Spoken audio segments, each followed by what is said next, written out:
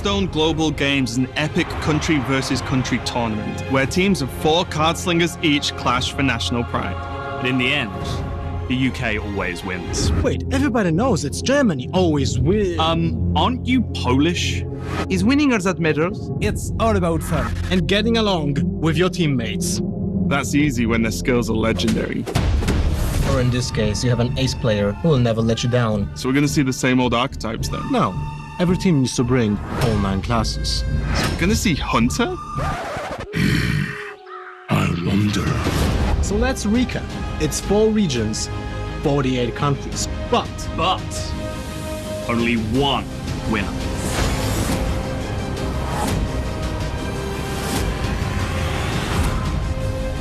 Get ready for the Hearthstone Global Games.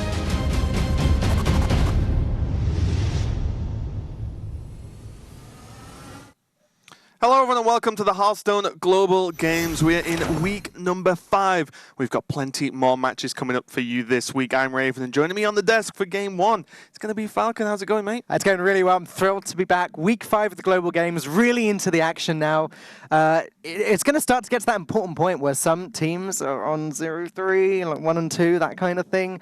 I'm just excited to see what happens next. Yeah, as we move through all the groups and all the weeks here, we are going to get to the point where we're going to see who exactly is going to make it out, and we can check out the overall format of the tournament. We're in stage 1 currently, where 8 groups of 6 teams each going to be playing a full round robin. We're pretty much halfway through after this week, at least, the 10-week round robin, and then the top cut are going to be moving on to stage 2. Stage 2 will be a 3-week round robin, not quite as long as stage 1, and I believe 1 group from each team will be eliminated at that stage. Finally, stage 3, the top 4 teams will advance to the LAN finals. Yeah, really looking forward to that. We're going to see some of these teams potentially from different corners of the world travel to one location and play against each other to pretty much be named the best country in Hearthstone, which is going to be pretty awesome. That's exciting. It's great. It's great. I love this event. I talk about it all the time, but having the countries and the communities behind the players, because we all want our country to be the best. It's just an awesome experience. Yeah, it is, and we can see how the groups are lining up now. Group A, Bulgaria looking really, really strong overall. They're 2-1 in match record, so it doesn't look too crazy, but the way they've been playing has been really impressive overall. Decent game record as well. And then the rest of this group is kind of all up for grabs, with like China, Sweden, Indonesia, Brazil all 1-1, and then Switzerland 0-1. We're going to see some of those games coming up today. Yeah, we're going to see a lot of Group A today, actually. I think 4 out of the 6 teams are playing. Group B, United Kingdom, not quite looking as bad anymore. I've got to shout it out every time I see this. 1-1, okay position. Yeah, it'll do. We'll just ignore the top. Yeah, well, Nobody unfortunately cares. we're not allowed, I don't think. Whereas United States looking fantastic, of course, 3-0. Group C, Russia 2-0 as well. So I think really we're looking at Russia, Canada, United States, and Ukraine as the dominant forces at the moment, at least, but still plenty to play for. We can see New Zealand and Spain there at 1-1. Group D, Slovakia, Hungary, and South Korea looking pretty good there with more wins than losses. That's what you want at this stage. Hong Kong, quite sad at the bottom there, 0-2. Yeah, there is still time to battle back though, because as you can see here, there's a lot of there's a lot of games still to be played. Slovakia and Hungary, although they're at the top with 0 losses, means that South Korea should probably be at the top there because Right. they've actually just won more games, Right. but not as many losses as well. So see Group E as well, Italy 2-0, and a team that's really impressed me actually. That's interesting because we're going to be seeing Italy versus Finland tomorrow. So having both of those teams that are currently at the top of Group E facing off could lead to some exciting results. Yeah, especially it means that potentially Italy can go further ahead in the group and almost secure their spot in terms of qualification. Right. Whereas Finland, if they do lose, they'll be suddenly back down below, battling with all the others. With the likes of Japan, Israel, Norway, etc. As Group F, Canada looking fantastic, currently with a flawless record at 2-0 and 6-0 in game score. Wow. Malaysia hot on the heels though. Yeah, it's pretty close between them. Obviously, the game record is important when it comes to the tiebreakers at the end. If both Canada and Malaysia have the same match record, that's what we're going to sort out later, though neither of them need to worry about being eliminated in the first round because they're both at the top of the group. Denmark versus Canada coming up later today. Yeah, it's going to be a great one. And then we see Group G, Turkey, another team that's been very impressive overall. I do like the nice mix between, we see the obvious powerhouse teams like Ukraine, like I mentioned, just dominating at the moment. But then Turkey, a team we just didn't know too much about, not seen much from, actually performing very, very well indeed. And again, as we move through some of these groups, you can see that a lot of games have been played in some groups and not as many in others, but by the end of the 10 weeks, everyone will have played the right amount of games. Vietnam at the bottom, they're going to get their first chance, or their next chance to redeem themselves in their game today against Vietnam. Yeah. Group H, Ukraine and Czech Republic rocking 3-0s, and it's going to be good because those teams haven't played against each other yet. So when they do, that's definitely going to be an awesome one to see. I think they're coming up, like, not maybe this week, but the next match this group has. Well, that knows it's going to be against each other. That's going to be a game where, like, the winner of that game is guaranteed to get through to the next round. So that's pretty awesome. It's what I was saying earlier. We're getting to the point where every game matters even more than they did before. I mean, obviously all of the games mattered, but now they feel more important. Yeah. Because a win can qualify and a loss could eliminate. Even. Exactly. We're getting to the point where we're going to work out exactly who is going to be qualified. But check out what we've got coming up today.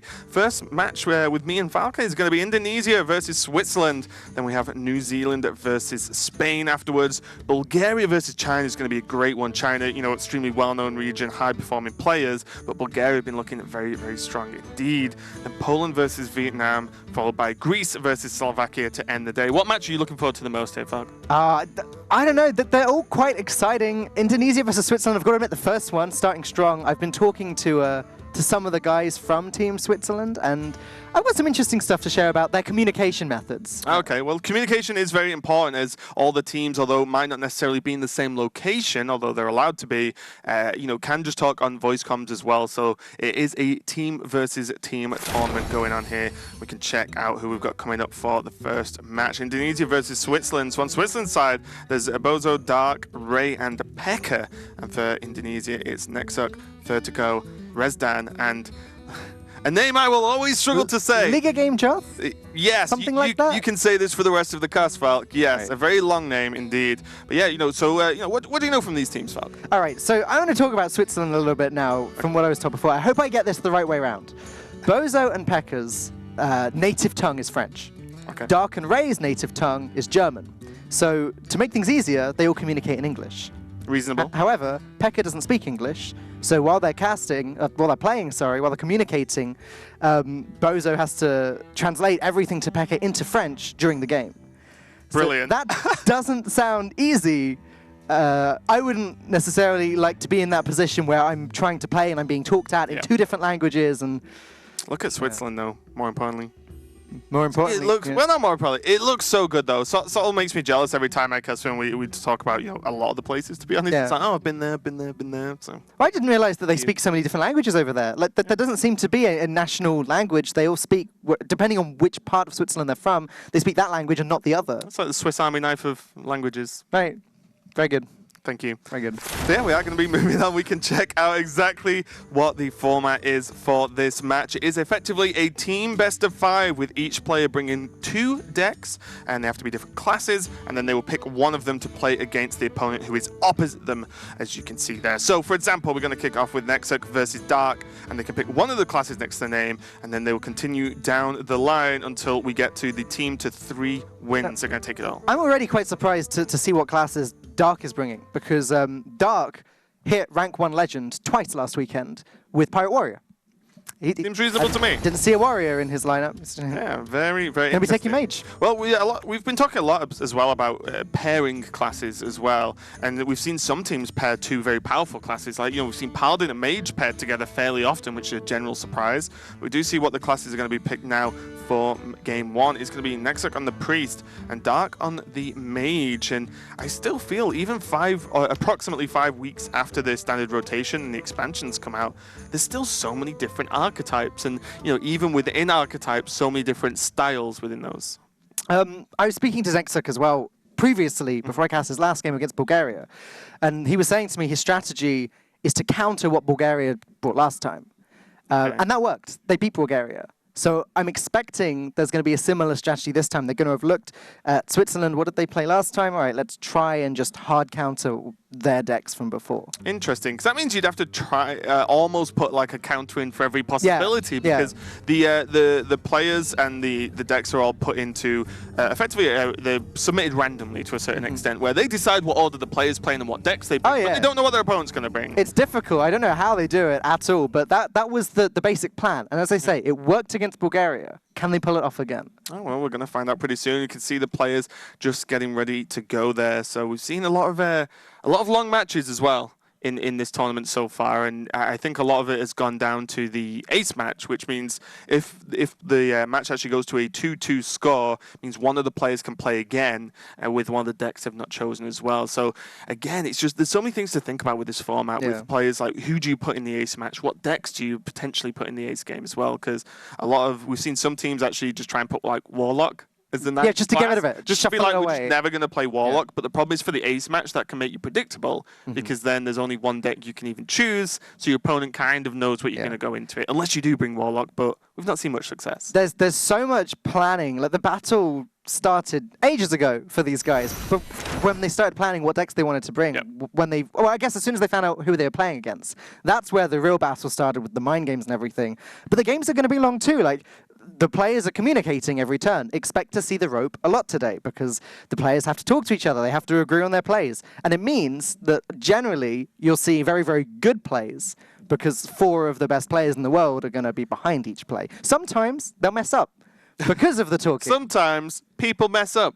I think one of the problems is as well, like with communication in terms of if you're the one piloting the deck and you have 3 other people talking to you and say, oh, do this, do this, and you're like, okay, just pick an option. Especially when Lyra and Gadgetzan Auctioneer enter the equation.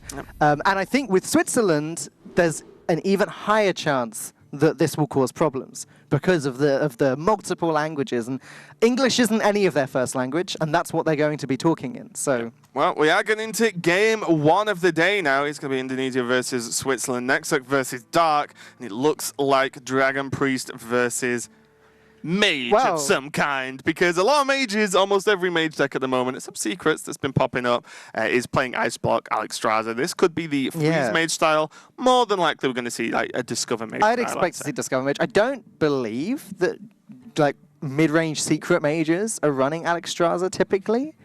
So yeah, it's Freeze or Discover probably, and Discover is just the more common one, the more popular one. Yeah, and this matchup can be a little bit tricky a lot of the time as well because the Priest, more often than not, if it's in the list, has access to a Priest of the Feast. Yeah. And they normally wait till the burn happens, till the Alex Straza happens, and then they just go Priest, spell, deal with it, you know, kill me again. And in terms of the game up until that point, you have to remember back when, back during the Gadgetzan meta, when Dragon Priest versus Reno Mage was a common matchup. The Priest was favored. They were just better at getting themselves on the board. And now, as you say, they've got their method to defend against Alex Straza. Yep. It's a good matchup. I think Indonesia will be happy about this. Do you see in the Switzerland opening hand, though, the Primordial Glyph can open up potential for just way more burn than you should be allowed to put in a deck to a certain extent. You know, you can get those additional Fireballs, Frostballs, Pyroblasts, Violence Portals as well that can help push even past a Priest of the Feast. But with Nexuck now having that Priest available, it means that, you know, he can just hold on to that. He's just hovering over it to make sure it's there. Yep, he's got it. But he can just hold on to that all game and just wait for the right moment. No need to play it on curve whatsoever. Switzerland, Dark, going to be looking at grabbing some free Frostbolts, like you said before. None of the best options here. Counterspell could be pretty good, though. Oh, well, Nexuck's got the coin. Yeah, the coin is a consideration. You don't have to play Counterspell like next turn. You can just wait till the opportunity you know, presents itself. But also, Great Arcane Missiles can do some work against some of these chunky minions. Yep. Maybe just help do the extra chunks of damage you need. Yeah. To actually deal with the board. Missiles is a really interesting one because it can go so right, but it can also go so wrong if you end up... By right, do you mean 3 times to face, Smog? But actually, I was referring to that as wrong. I was saying right is clearing the board, but you're right. With this sort of deck, I guess you do want to Smog when you get to a certain point. Yeah. The problem is, when you're at that point, there's usually minions on the other side of the board, and so you're less likely to just go face 3 times. Yeah, definitely taking a lot of time over it. 5-mana Arcane Missile is definitely a card I would consider playing, though, in my deck, if I could. It needs Indonesia drawing to the Bookworm and don't have anything too crazy in terms of pressure early on, but they do have the Wimmer's not the Wimmer's Agent. That's by Historian. That's the Historian. That will actually generate them an additional dragon. A lot of the dragons are quite powerful, and also it means that they can continue with potential dragon synergy going later on Yeah. with the Draconid Operative and the Bookworm in hand. Seems like a pretty straightforward play. They want to hold on to the Shadow Visions if possible because it's so good with Priest of the Feast, right? Like coin, Shadow Visions after Priest of the Feast plus another spell. That's their full health almost. Well, that's 9 or something. Yep. Options here though. Midnight Drake not normally a pick. Nosdormu definitely a lot of fun, but Scaled Nightmare. Don't know if you were watching the matches last week, Falk, but that card got some work done. I think it hit for 32 in one hit. Like, it did obviously, buff up towards that, so hit for a lot of damage. But I think the final hit was a 32 swing. When that thing sticks, it just sticks. Nosdormu could be interesting here, going back to what I was saying about communication earlier. If Indonesia knew about how much Switzerland are going to struggle, that could genuinely be a strategy. I'd say Nosdormu is better in this tournament than any other tournament we've had so far because of the team play aspect. They go for Midnight Drake though, so this is more just a nod to wanting something on curve to play that isn't the Priest of the Feast. So we'll see how that works out. Switzerland now have a choice from the Cabal Courier. Shadow Bolt is nice actually, because that does a lot of damage, and as you said, the minions are all quite big in this deck in general. Twilight Darkminded. That's pretty useful. 5 mana, 6/5, okay. Mana Bind. What are you really going to pull? If you get Shadow Visions, you're feeling fantastic because you can fish for an additional burn spell. An extra Frostbolt. Yeah, exactly. 2 Frostbolts from Glyph for free as well. But does Shadow Bolt just do the job you want? Yeah. So I think Shadow Bolt's just a reasonable I pick. agree with the pick, yeah. Next few turns are looking quite awkward for Dark unless he just wants to, as I'm sure you would, just fireball in the face. Yeah, why not? Doesn't seem like the play to me, personally. Meanwhile, Nexok really going to start to pick up this board starting next turn. Or he could coin out the Midnight Drake now if he wanted. Yeah, it's a real tough one, isn't it? Because Midnight Drake, definitely a not often seen dragon in a lot of decks, since it just doesn't get played unless it's discovered. And the main problem I feel is just the 4 health. It's a Twilight Drake, but the wrong way round, right? All the power's in the front and not in the back. So, it's going to be kind of awkward, and we can see, obviously, the Shadow Bolt just deals with it, unless it's coupled with a powered shield as well later on. So, next up did just go for the bump there and just heal up, just to take it a little bit more slowly. Second Cabal Courier comes down. Ice Block being an option. In fact, these are all kind of okay. I guess Raza is pretty useless at the start of the game, at least. Yeah, if you discovered it later on, it's pretty nice, but I kind of just like Blast Crystal here. I don't mind either of these ones. Just kill a thing. Just do it. 4 mana. Die. I guess Ice Block is not quite as good against a Priest because they're not going to be pressuring you down. Like, they're just going to be surviving until you play the Alex, then they heal themselves, and then, great, Ice Block's not going to help you. But Blast Crystal might get them the little bit of extra tempo that they need to get on the board more, deal more damage. Yeah, especially because it's not as if Nexok has got off to one of those, reasonably quick Dragon Priest openings, right? There's no Twilight Drake come out yet. There's no, real build-up of minions on the board, so it's not like you're already taking damage. The Ice Block's probably going to be a bit of a waste, but the only thing is, Ice Block does buy you a turn, and a lot of the time you do kind of play this deck like Freeze Mage, so buying one more turn to potentially burst out again could be worthwhile. It's going to be the Blast Crystal though, more reliable in terms of just usage. You will find a target for Blast Crystal, and that target might be coming sooner rather than later, as there is a coin into Operative this turn. So now I guess Nexok's, coin into Operative is one option. If he didn't want to use the coin yet, Midnight Drake is another option, just trade into the 2/1. Obviously, as we all know, Shadow Visions would punish that play pretty badly. Not Shadow Vision, Shadow Bolt. Yeah, I think outside that as well, because you would leave a courier on the board anyway, it means that, your opponent has to deal 2 damage to that Drake. Yeah. Like, that isn't a big ask and probably won't use up their whole turns with a mana, which means that you've just spent a whole turn on that, it just dies easily, and then they can develop. Yeah. Given that they know that there's a cheap spell in Switzerland's hand as well, thanks to the glyph that they already played. Indonesia doesn't know that that's a great arcane missiles. It could be a Flame Geyser, for example. Yeah. Yeah, I do like the Operative. A lot of the time I just like getting Operative down because it's just huge. There is a chance of Potion Madness trade though. Oh, wait. Ordering there. But that wasn't right. That was not correct. And again, this is what you can find. I said earlier, 4 players playing together, mistake. Top level gameplay. You can make mistakes. They can make mistakes because they're all talking at each other. Nexok will have had to make that play very quickly once the once the rope started burning. So you know what's really weird about that play? I'm trying to think, because a lot of it is muscle memory, right? You normally just do certain things in certain orders. What would you ever need to coin first there? Nothing, right? There's no ever reason you would coin. There's no secret down. No, you're right. You're right.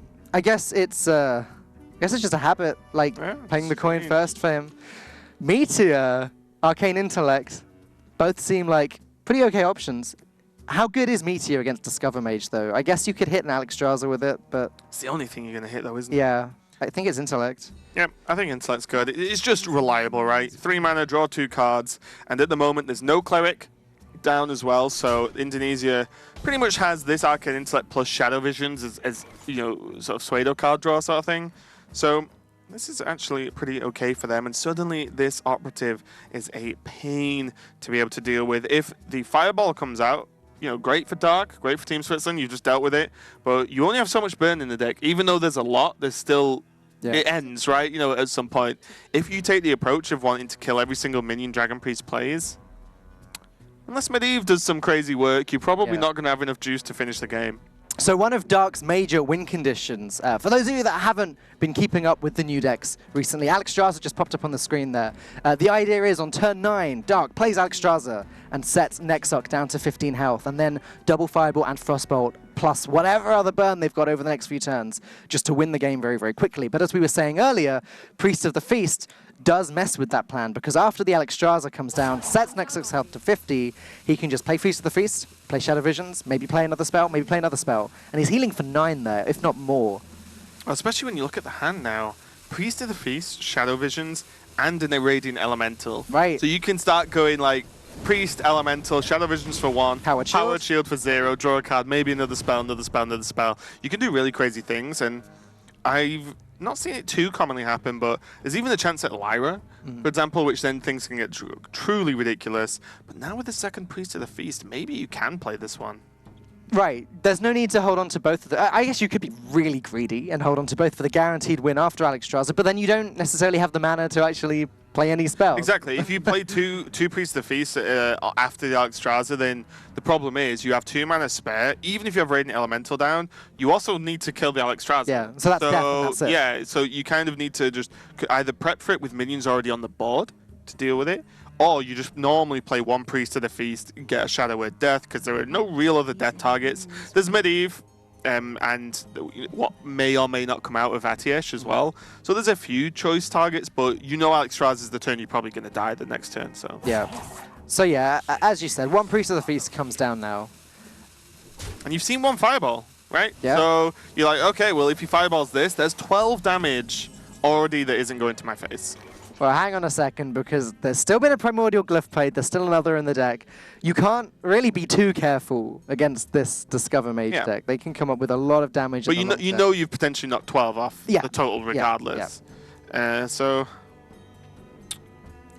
it's one of the problems this deck can run into. I know you played a lot of this deck. I played a good chunk as well. Is that sometimes none of your plays are just that good. You have one of those dull turns where even if you had Medivh, for example, Dark couldn't play it. You know, Medivh's like 8 mana, so you need to be played next turn anyway. So I think feels great. I think this is the Greater Arcane Missiles turn. It feels horrible, but I don't think Dark... Just clear the board with missiles? What a god. Try to, yeah. If you hit the Priest of the Feast at least once... Oh no, because you can't then Volcanic Potion King. That's awkward. 2 Volcanic Potions in Dark's list, by the way. That's not that common, is it? I know some of the players in China versus EU have been playing that, and it's just a matter of tech. What are you expecting to see? If you expect to see more aggro, Volcanic Potion's actually amazing. Whereas if you presume more of a control style, you probably only need 1. So Dark's not going to be so happy about this matchup, because there's Has he got time to ping? Oh. That's no good, because Priest of the Feast can probably just heal again. Arcane Intellect. Good start to that. Yeah, could even go Elemental this turn.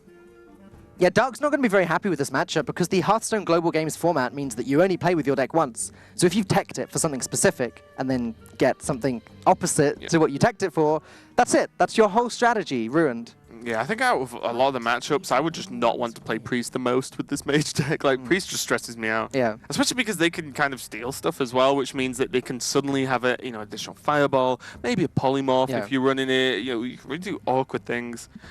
The only way that Dark really has a shot here is if he picks up Medivh soon and starts to go really wide on his board. Because he's not, this Alexstrasza strategy just is not going to work. And now we see Drake in second Oh. elemental. Okay, things can get nutty from here.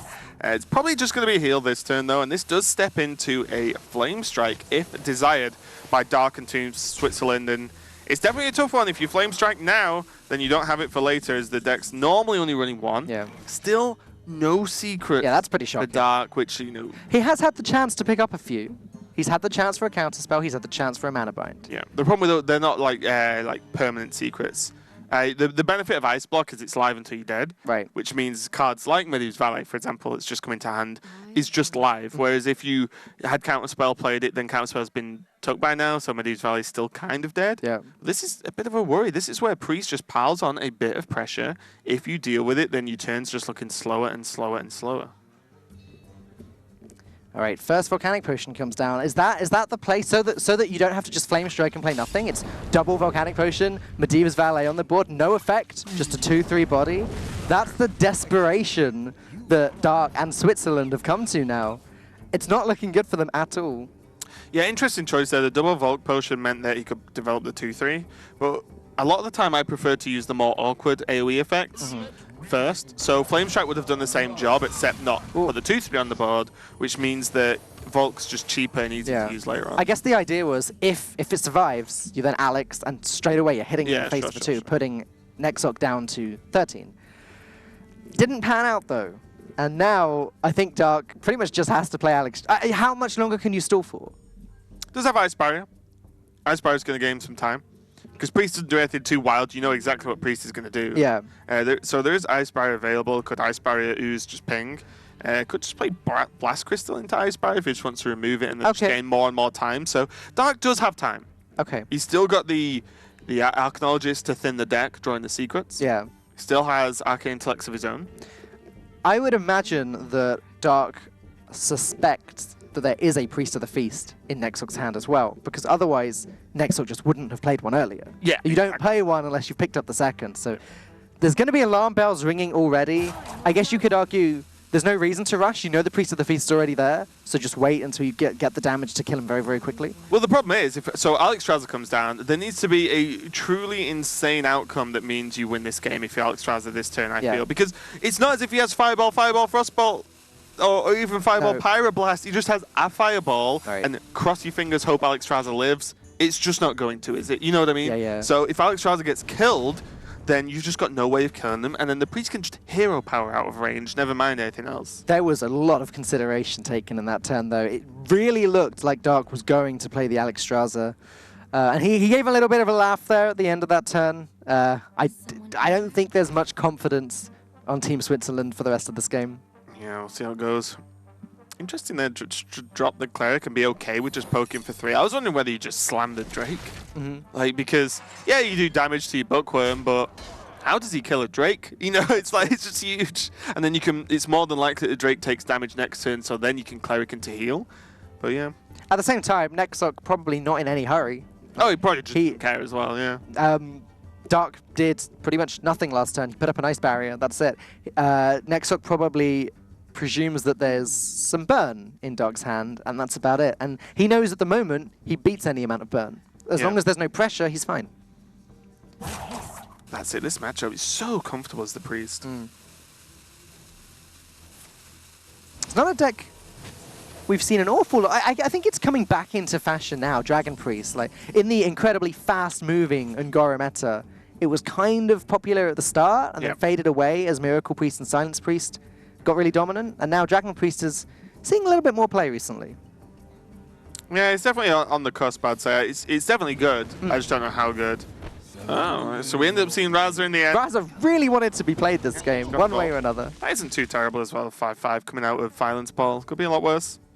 Unfortunately, there's 2 Shadow Word Deaths in Nexok's hand, so one is just going to come down this turn. Without a doubt. Is it? I wonder if you even need it. It's like Vault. If you just go for the Primordial Drake. Okay. Oh, yeah, okay. Because, again, you're just probably not too fussed. There's no discounted spells in Dark's hand anymore, so Nexok doesn't have to worry about that. I wonder how much is like Primordial Drake heal the Cleric for a draw. Seems good to me. You put 4-8 in the way. Yeah, okay. Your opponent's just used a Firelens, already used a Fireball, how does this Drake actually die? There could be a polymorph. People are running polymorphs, so fine. But then polymorph's gone, you take 5. Worst case, you just death it next turn and heal. And I wonder, Nextlook's already seen 2 volcanic potions.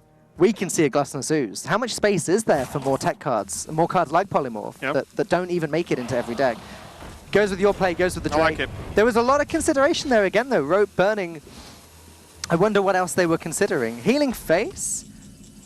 I'm not sure about that. That feels It strange. seems a bit too careful. I would like to, oh, how many cards has he got, actually? Oh, yeah, he'd overdraw. Oh, okay. Right. I'll take it all back. He would overdraw. I didn't even look at the card count. I knew it was large, but I didn't think it was that large. So yeah, he was actually playing on 10 cards there, so fair enough. Look at that. Blast Crystal Potion actually going to get some value. Unfortunately, for Team Switzerland, any face damage they deal right now doesn't matter because they've got Alexstrasza in hand, so they're kind of... Well, it kind of... It matters if it uses up healing. It can matter to a certain extent because this is one of the ways you can do it, where you pressure them with minions, then they heal, then you Alexstrasza and beat them out. So this is actually really nice. The Arcanologist doing work as well. Just one, being a minion you can play onto the board to continue to apply pressure. Also, drawing the Ice Block means the draws that are coming forward for the next few turns are going to be better because you've just thinned your deck. Unfortunately for Dark, there are still ways that Nextlook can deal with everything. He's got Potion of Madness, he's still got 2 Shadow Word Deaths. Shadow Visions is going to pick him up something else. Shadow Word Pain, that would do it. Powered Shield seems good with Priest of the Feast. He's just got so many options. I mean, the only bad one here is Holy Nova. Yeah. I don't know, there's that sweet Potion of Madness Holy Nova play to clear the board. Oh, he's done! Oh, man. I mean, it does heal you at the end of the day. All you do in this matchup is just not die. That's true, that's true. There's a tip if you ever want one, guys. You know, you play Hearthstone, if you don't die, you should end up winning. It's normally a good Eventually. play. If you never die, eventually you probably... Go for it as well. Really? I'm curious as to why he's gone ahead and played the Radiant Elemental here. Is he just setting up? Well, I think because he has 2. Right. Like, you can just play one, get it on the board, and again, if Frostbolt hits it, sick. Like, I'm okay with that. Frostbolt my 2/3, let's move on. He has the second one anyway in hand, still has plenty of options, and also, well, he just wants to empty his deck, his hand out a little bit. He was running quite high on the old hand count, so now he just puts a bit of a threat onto the board. Second Ice Block drawn for Switzerland here means that I was talking about how good the draws should be, and then you draw a second Ice Block. Probably the worst draw in the deck at that point. Yeah, he's really getting through that deck slowly at the moment. Still only 1 Primordial Glyph been picked up as well. I don't think we've seen a Frostbolt yet, have we? No. So that's another 2 of that Switzerland are lacking. It's already a bad matchup, but his draws aren't doing wonders. I wonder if you just buff up the Radiant Elemental here with Cabal Talon I think Priest. so. There's 2 lines, I think, here in general. It's going to be either you go second Elemental and try and go crazy with the Shadow Visions, but that like severely negates the issue of healing back up after Alex. Yeah. So this, as you said, the +3 health and just keep poking is great. And Nexo looks pretty happy about this as well. Assuming there's a Lyra in the deck, you kind of want to save at least 1 Elemental for that as well, if possible. If you can have this one stick and then wait and draw Lyra, seems pretty good. Also as well, Team Switzerland have just told in Indonesia that we cannot deal with a 2/3 because you would if you could. That's a Radiant Elemental, you have to kill it. So you got to, okay, we can't deal with a 2/3. So now they've made it, a 2/5 and put a 3/4 on the board. So it's enough pressure that's it's going to kill them. You prop the block at some point, and he is nowhere near dying, and the Radiant Elemental only helps keep him alive longer. Now, the choices here are interesting. There is just a Frostbolt for some additional burn. Flame Gazer is okay, but the 1/2 is insignificant in this matchup. I think 0 mana, deal 3 damage is probably pretty good. The first choice was easier. It was Glyph, Shatter, Mana Bind. It's quite an obvious one. Shatter. Yep. Right. Misclicked and picked Glyph again.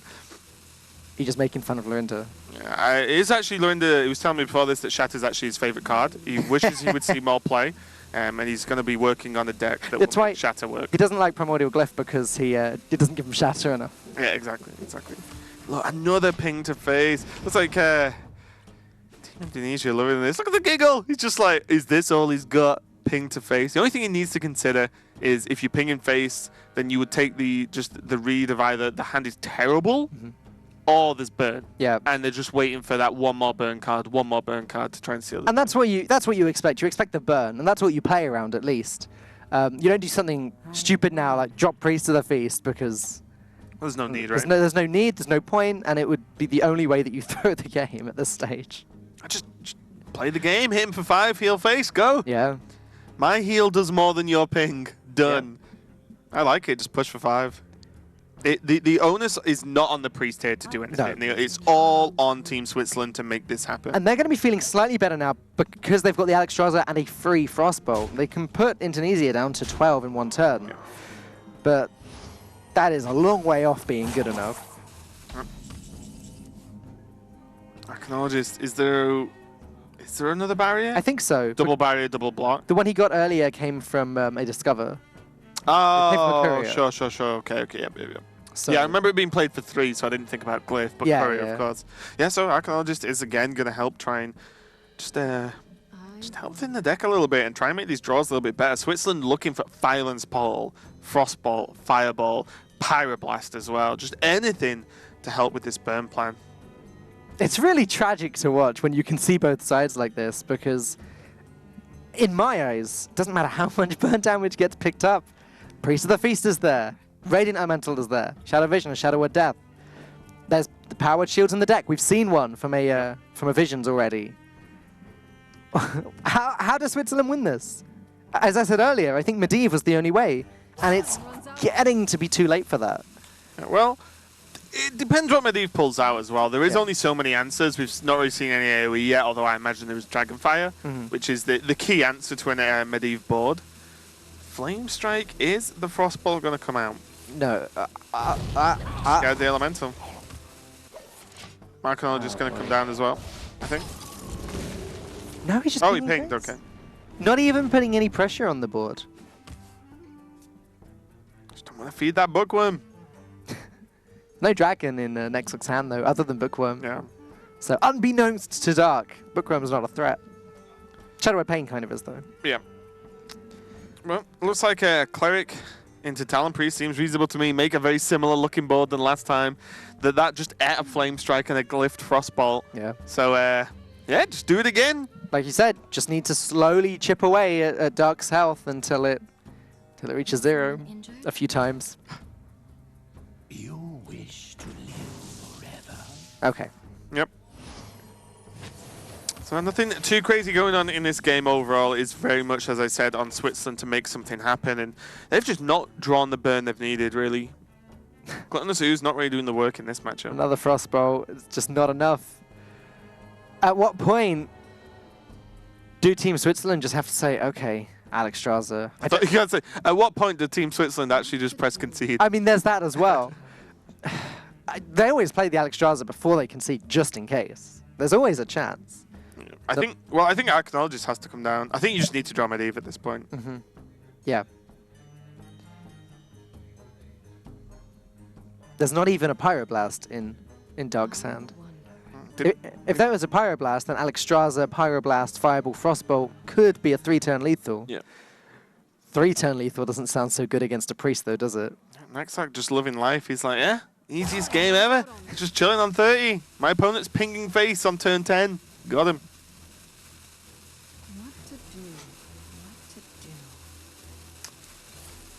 All right, second Frostbolt being used up by Dark. Another wasted burn spell. That's what, the third, fourth? Yeah, third, I think. I think what Switzerland might have made the decision to just say, okay, we're in on Medivh. Yep. So we're not going to try and burn. We could try and build the board. Because one of the things you can do as well is play Medivh. If he gets killed, fine. But then you can play more spells and then Alexstrasza and push with the minions. Just thinking the same thing. Okay, so there is a chance for Dark. But that seems to be... I can't think of another one. That seems to be the one out. Like Medivh, big spells, big board, use up the deaths, play Alexstrasza, it can't be dealt with, win the game. Second Frostbolt. These are coming quite late. It's actually 10 mana spells that Dark wants to see. It would have now. been 16 damage if he'd not used any Frostbolts.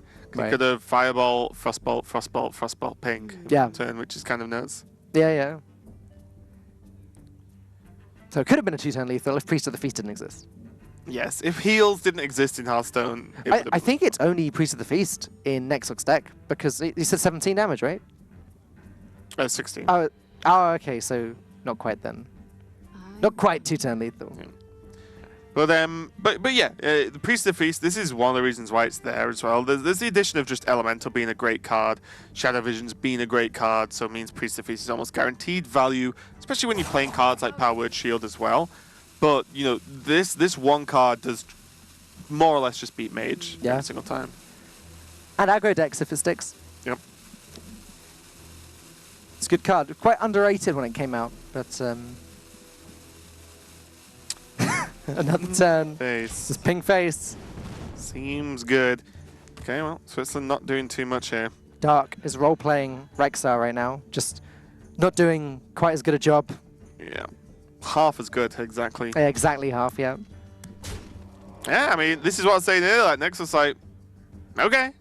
just heal myself, back up to full again, hit you for 5.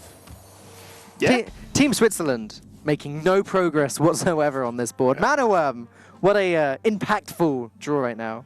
Yeah, I mean, so these are the types of cards. Look at this hand now. Mana Worm, the other Arcanologist, Frostbolt. These are cards that you wanted early game, not late game at all. We saw, it looks like Team Switzerland kind of drew the deck the opposite way around of what they would have wanted. Mana Worm is a nice card to pile on pressure, but now we can just see, like, Bookworm, although not activated, of course. Double Shadow Word Pain. You're not seeing any of these cards come out from a Nexarch yet. So Dark's probably not going to feel too confident about this Mana Worm living, even if he, like, Frostbolts the Twilight Drake or something, you know. What do you think Nexarch's counting right now? He's been counting for quite some time on his fingers. How many burn spells have been used? How long is opponents taking over turns that require ping face? I don't know. You know, how many times has been pinged? Oh, there it is.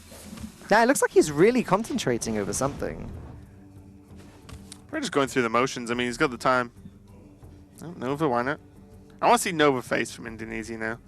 Just on curve, Holy Nova. Nope, seems good to me.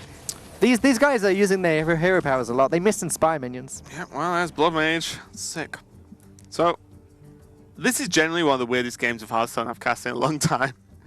Both teams are like, well, I say both teams. Indonesia is probably just thinking, what is his hand? If he's just pinging face for the last 4 turns or something now, he's just been ping face pass when you're against Priest. Well, that's the awkward thing about playing against a Priest, though. If they've got big minions on the board that can deal with whatever you play, they can make the trades, then heal up their minions. Yeah. It means you've made no progress and just wasted everything. So you can kind of understand why, against a Priest, you just want to play nothing. Dark found a way to get rid of that Twilight Drake at least. However, Northshire Cleric, still alive, still got 6 health, and Holy Nova is looking fine. You may actually have to play it before trading or he'll overdraw. You can play Twilight Drake. Yeah, you can right? play Twilight Drake too, that's right. I'll just drop another Drake, reset the board to how it was before. Done. But wait, are Nexarch ever concerned about concede? Concede? Fatigue. They're not concerned about concede. If someone's going to concede, it's Dark. Yeah. Fatigue, that's the word. Are they concerned about fatigue? How much do they actually want to draw? I mean, to be fair, you could just trade away. You can Bookworm the 2/3. Well, you can play Bookworm 2/3, play Twilight Drake, and just trade it to 1/1. I'm just going to use Pains. I mean, whatever. It doesn't matter, does it? Sure. Just use whatever you've got. Saving the Bookworm if another Operative is drawn, Right. because then you have a Dragon That makes a lot of sense. Nexarch had so many choices that he could just sit there and just work out the best one, or the least bad one, I guess.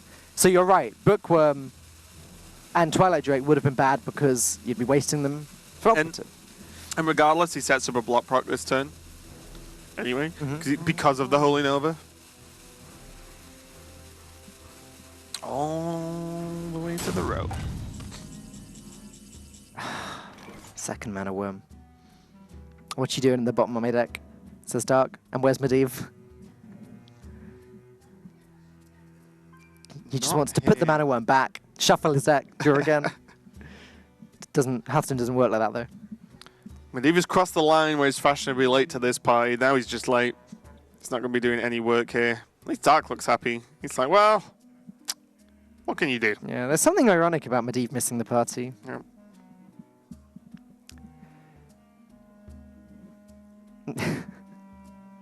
It's just really sad looking at this hand. All of these cards that cost 1 and 2 on the right side there, just been picked up at the last minute. Mana Worm, Medivh's Valet, Frostbolt. I guess he could just play out all of them. Just play everything, freeze the Drake, and just Why hope not that you can... at this point? All in on Valet. Oh, look at that. Whole board coming down. He's just choosing this turn to finally play stuff and still go for the ping, not the Frostbolt. And Nexox says, oh, that's what was in his hand. Yeah, I mean, there's not even a turn he can, like, a card he can combo with next turn, but he could just play Alexstrasza, try and push, cross the fingers, but right, you've got to get to the point now where you know what Indonesia's hand looks like because they've drawn so much of their deck. Dark's just laughing about it. Yeah, I mean, not much else to do at this point. No, you laugh or you cry. I imagine that Nexoc, or whoever on Team Indonesia's job it is to hand track, I imagine they know that the leftmost card in Dark's hand is Alexstrasza or Pyroblast. Yeah. And then the other one is like Ice Block or Alexstrasza or Pyroblast. Dragonfire Potion being picked up instantly there. Just a spare one, why not? Oh, Even no. use it. It's spare, and you don't care about the Cleric anymore. No, just a nice way of clearing up the board. Interesting that they chose not to proc the block, though. Again, I'm going to reiterate, they're in no rush to win this game because they've pretty much got it sealed. 10 Pyroblast, nice. But, you know, just weird that they could have just used Nova and proc the block instead, but it doesn't matter. Self Alexstrasza is going to get cleaned up pretty easily. Indonesia probably happy at seeing this, as now they know there is almost zero threat. They've seen so much burn. They've seen now the Alexstrasza. They're feeling great. Another operative, sure. He can actually use this to try and work out what's actually in Dark's hand. There's Medivh. He knows that's not there. Take it. Take the Medivh.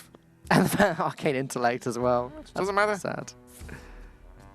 That would just be the nail in the coffin, really, when Nexoc plays Medivh. Yeah, they nearly drew the whole deck, and they still drew Medivh before Hey! the Mage. Card draw! Finally! Yeah, they only got 2 cards left. What cards are left is the... Medivh and Meteor, isn't it? I mean, we just saw them both off the operative. Yeah, I think so, yeah. Is there a third? Or is it just those 2? Let's find out together, folks. Oh, Fire's Pole as well. Meteor, okay. So there's Medivh and at least one more Look at card. this. Okay, guys, lesson number 1, how you play around Meteor. Put another spite in the middle of the board. Yeah. Oh, yep. Sorry, Dark. Unfortunately, however much I would enjoy that, you cannot Meteor face for 15. And that'll be a combo. Alexstrasza, Meteor. Yeah. Go. Shame you can't play them on the same turn. Yep. We're breaking a lot of rules in Hearthstone there, though. Nexoc just looks confused. Pyro face, go. Especially because you can't even ping this turn means that even Phylan's Port on the operative ping just isn't going to happen.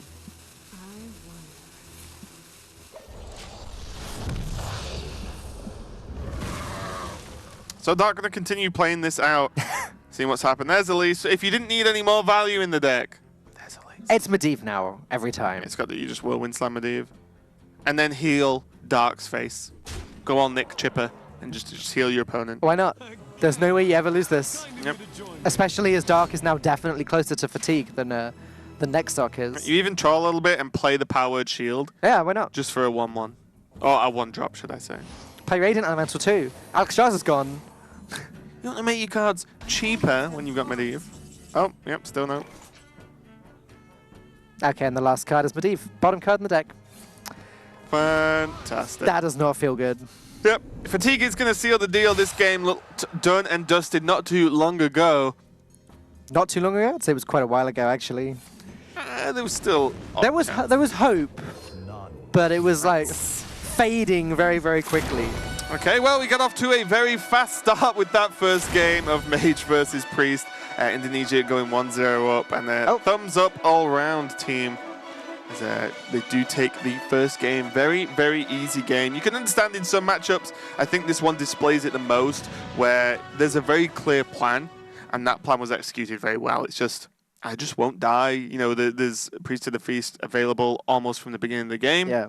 And then, you know, just couldn't get any damage on for the Mage. I can't help but wonder that if Hearthstone had like some sort of hand show mechanic, it was even more relevant back in the Reno Jackson days, where you could, if you could show your opponent on turn 2, like, yeah, I've got Reno, and they just concede straight away. Wow. That would maybe speed up a lot of games. Falk just doesn't like long games of Hearthstone. I love long games of Hearthstone. It's just quite sad when you can see almost from the start like how this is going. Right, well, we can see how game 2 is going to go as Vertigo versus Peke is coming up. It's going to be Warrior versus Rogue. And now there's all the questions being asked. We see Vertigo pair the Warrior with the Warlock, which we've seen very, very commonly in the past few weeks, which means the Warrior is almost always going to be the pick.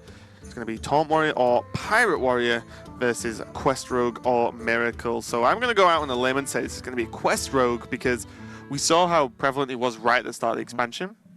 And how powerful it was in general. It took a little bit of a dip at either people not picking Rogue or playing Miracle, but now at the moment I feel like everyone's kind of readjusting, you know what, Quest Rogue's actually just really, really strong. Quest Rogue is the deck. Miracle's definitely slipped off a little bit. Do you think we'll see any Warlock today? Or this week at all? I mean, we saw Warlock last week. We did. Did see it. And the week before, we saw Blood Bloom Warlock. It failed miserably every single time. So I personally wouldn't play Warlock if it was me. But it's not me. So there you go. I'm not playing for Team UK. And this is why they lose some games. But oh, right. That's why. Explains everything, doesn't it? Explains everything. But no, I think we see so commonly the Warlock get paired off with a very strong class at the moment. Means that you just pick in the class. You're trying to just get rid of the Warlock. We've seen pairings with Warrior quite commonly, with Rogue, and with, I think, what was the other one? I think it was mainly Warrior and Rogue, maybe some Mage as well. Yeah, and Paladin. Yeah. Vertigo is going to be really hoping that, his team are going to be well, they're not hoping, they already know. They want it to be a Pirate Warrior, is the point that I'm trying to make here, because Quest Warrior, a little bit slow against Quest Rogue. Those games don't tend to go too well for the Warrior. Yeah, and even if it is Pirate Warrior, the Glacial Shard can be a huge card in that matchup. If Glacial Shard's available with bounces, it means that you can actually just freeze the minions out, freeze the opponent's face to stop them swinging weapons, and then suddenly that game becomes very, very difficult indeed. There's also Tolvir Stone Shaper, which is a recent tech been added by, I think it was Zixo that came up with that. Yeah, make sure you get that one right. Gotta get that one right. He'll tweet you if you're even remotely wrong. Zixo came up with a Tolvir Stone Shaper tech, and that's pretty good against aggro, because there's so many elementals in the deck. You've got the Fireflies, the Flame Elementals, the Igneous Elemental, the Glacial Shard, as you just mentioned. Those cards together are pretty good against aggro. There's also Doomsayer. Yeah, and a lot of the time you kind of negate the issue of planning for an elemental to go into Shaper when you can bounce cards, right? You normally bounce in elementals like the Firefly, like you mentioned. So if you're doing stuff like that, you can almost just guarantee a Shaper whenever you want, or it's probably just naturally live most turns anyway.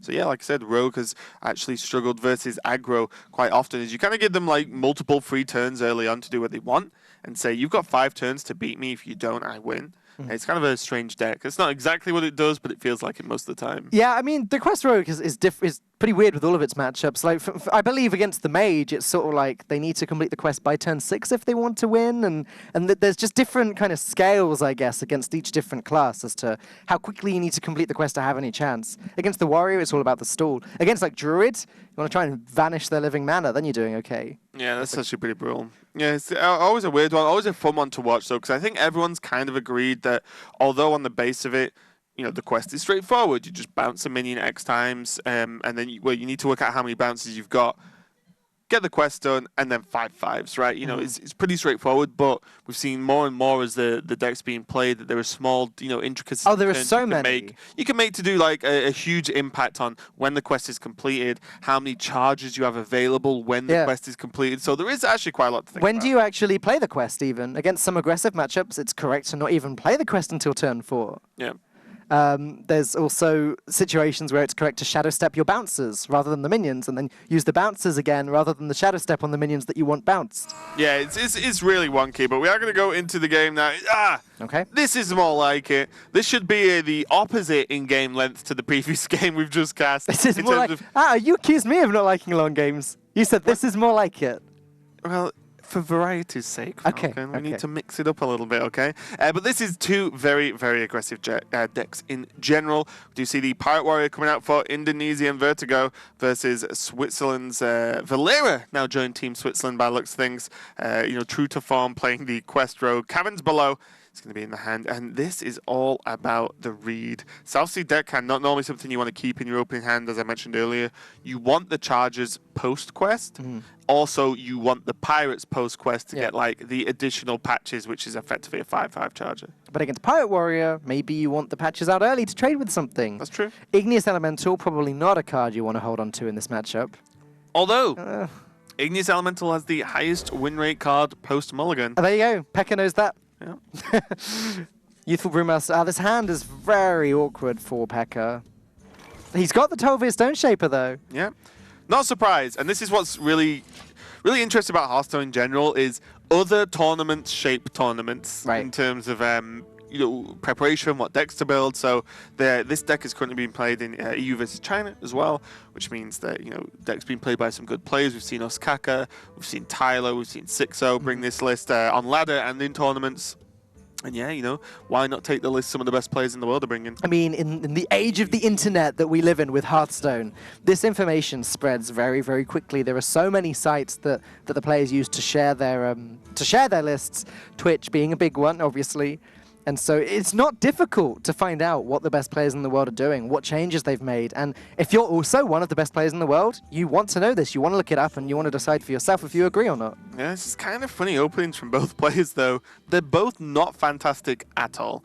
No weapon available for Indonesia, which means calling into Raider feels reasonable here. You just want to start piling on the pressure. Yeah. No weapon does feel bad, but then we can see Pekka's opening hand that, yeah, Igneous Elemental's normally alright against most decks because you're like, well, it's going to really help me get the quest done. Yeah. At the moment, though, not looking too great. It's a 3-mana 2/3. That's all it is right now. Ideally, Pekka wouldn't have wanted to play the quest on turn 1. He'd have wanted to play a Firefly or something. Yeah. Just put something on the board.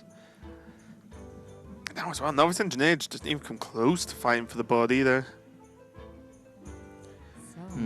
Is it just dagger up, kill patches?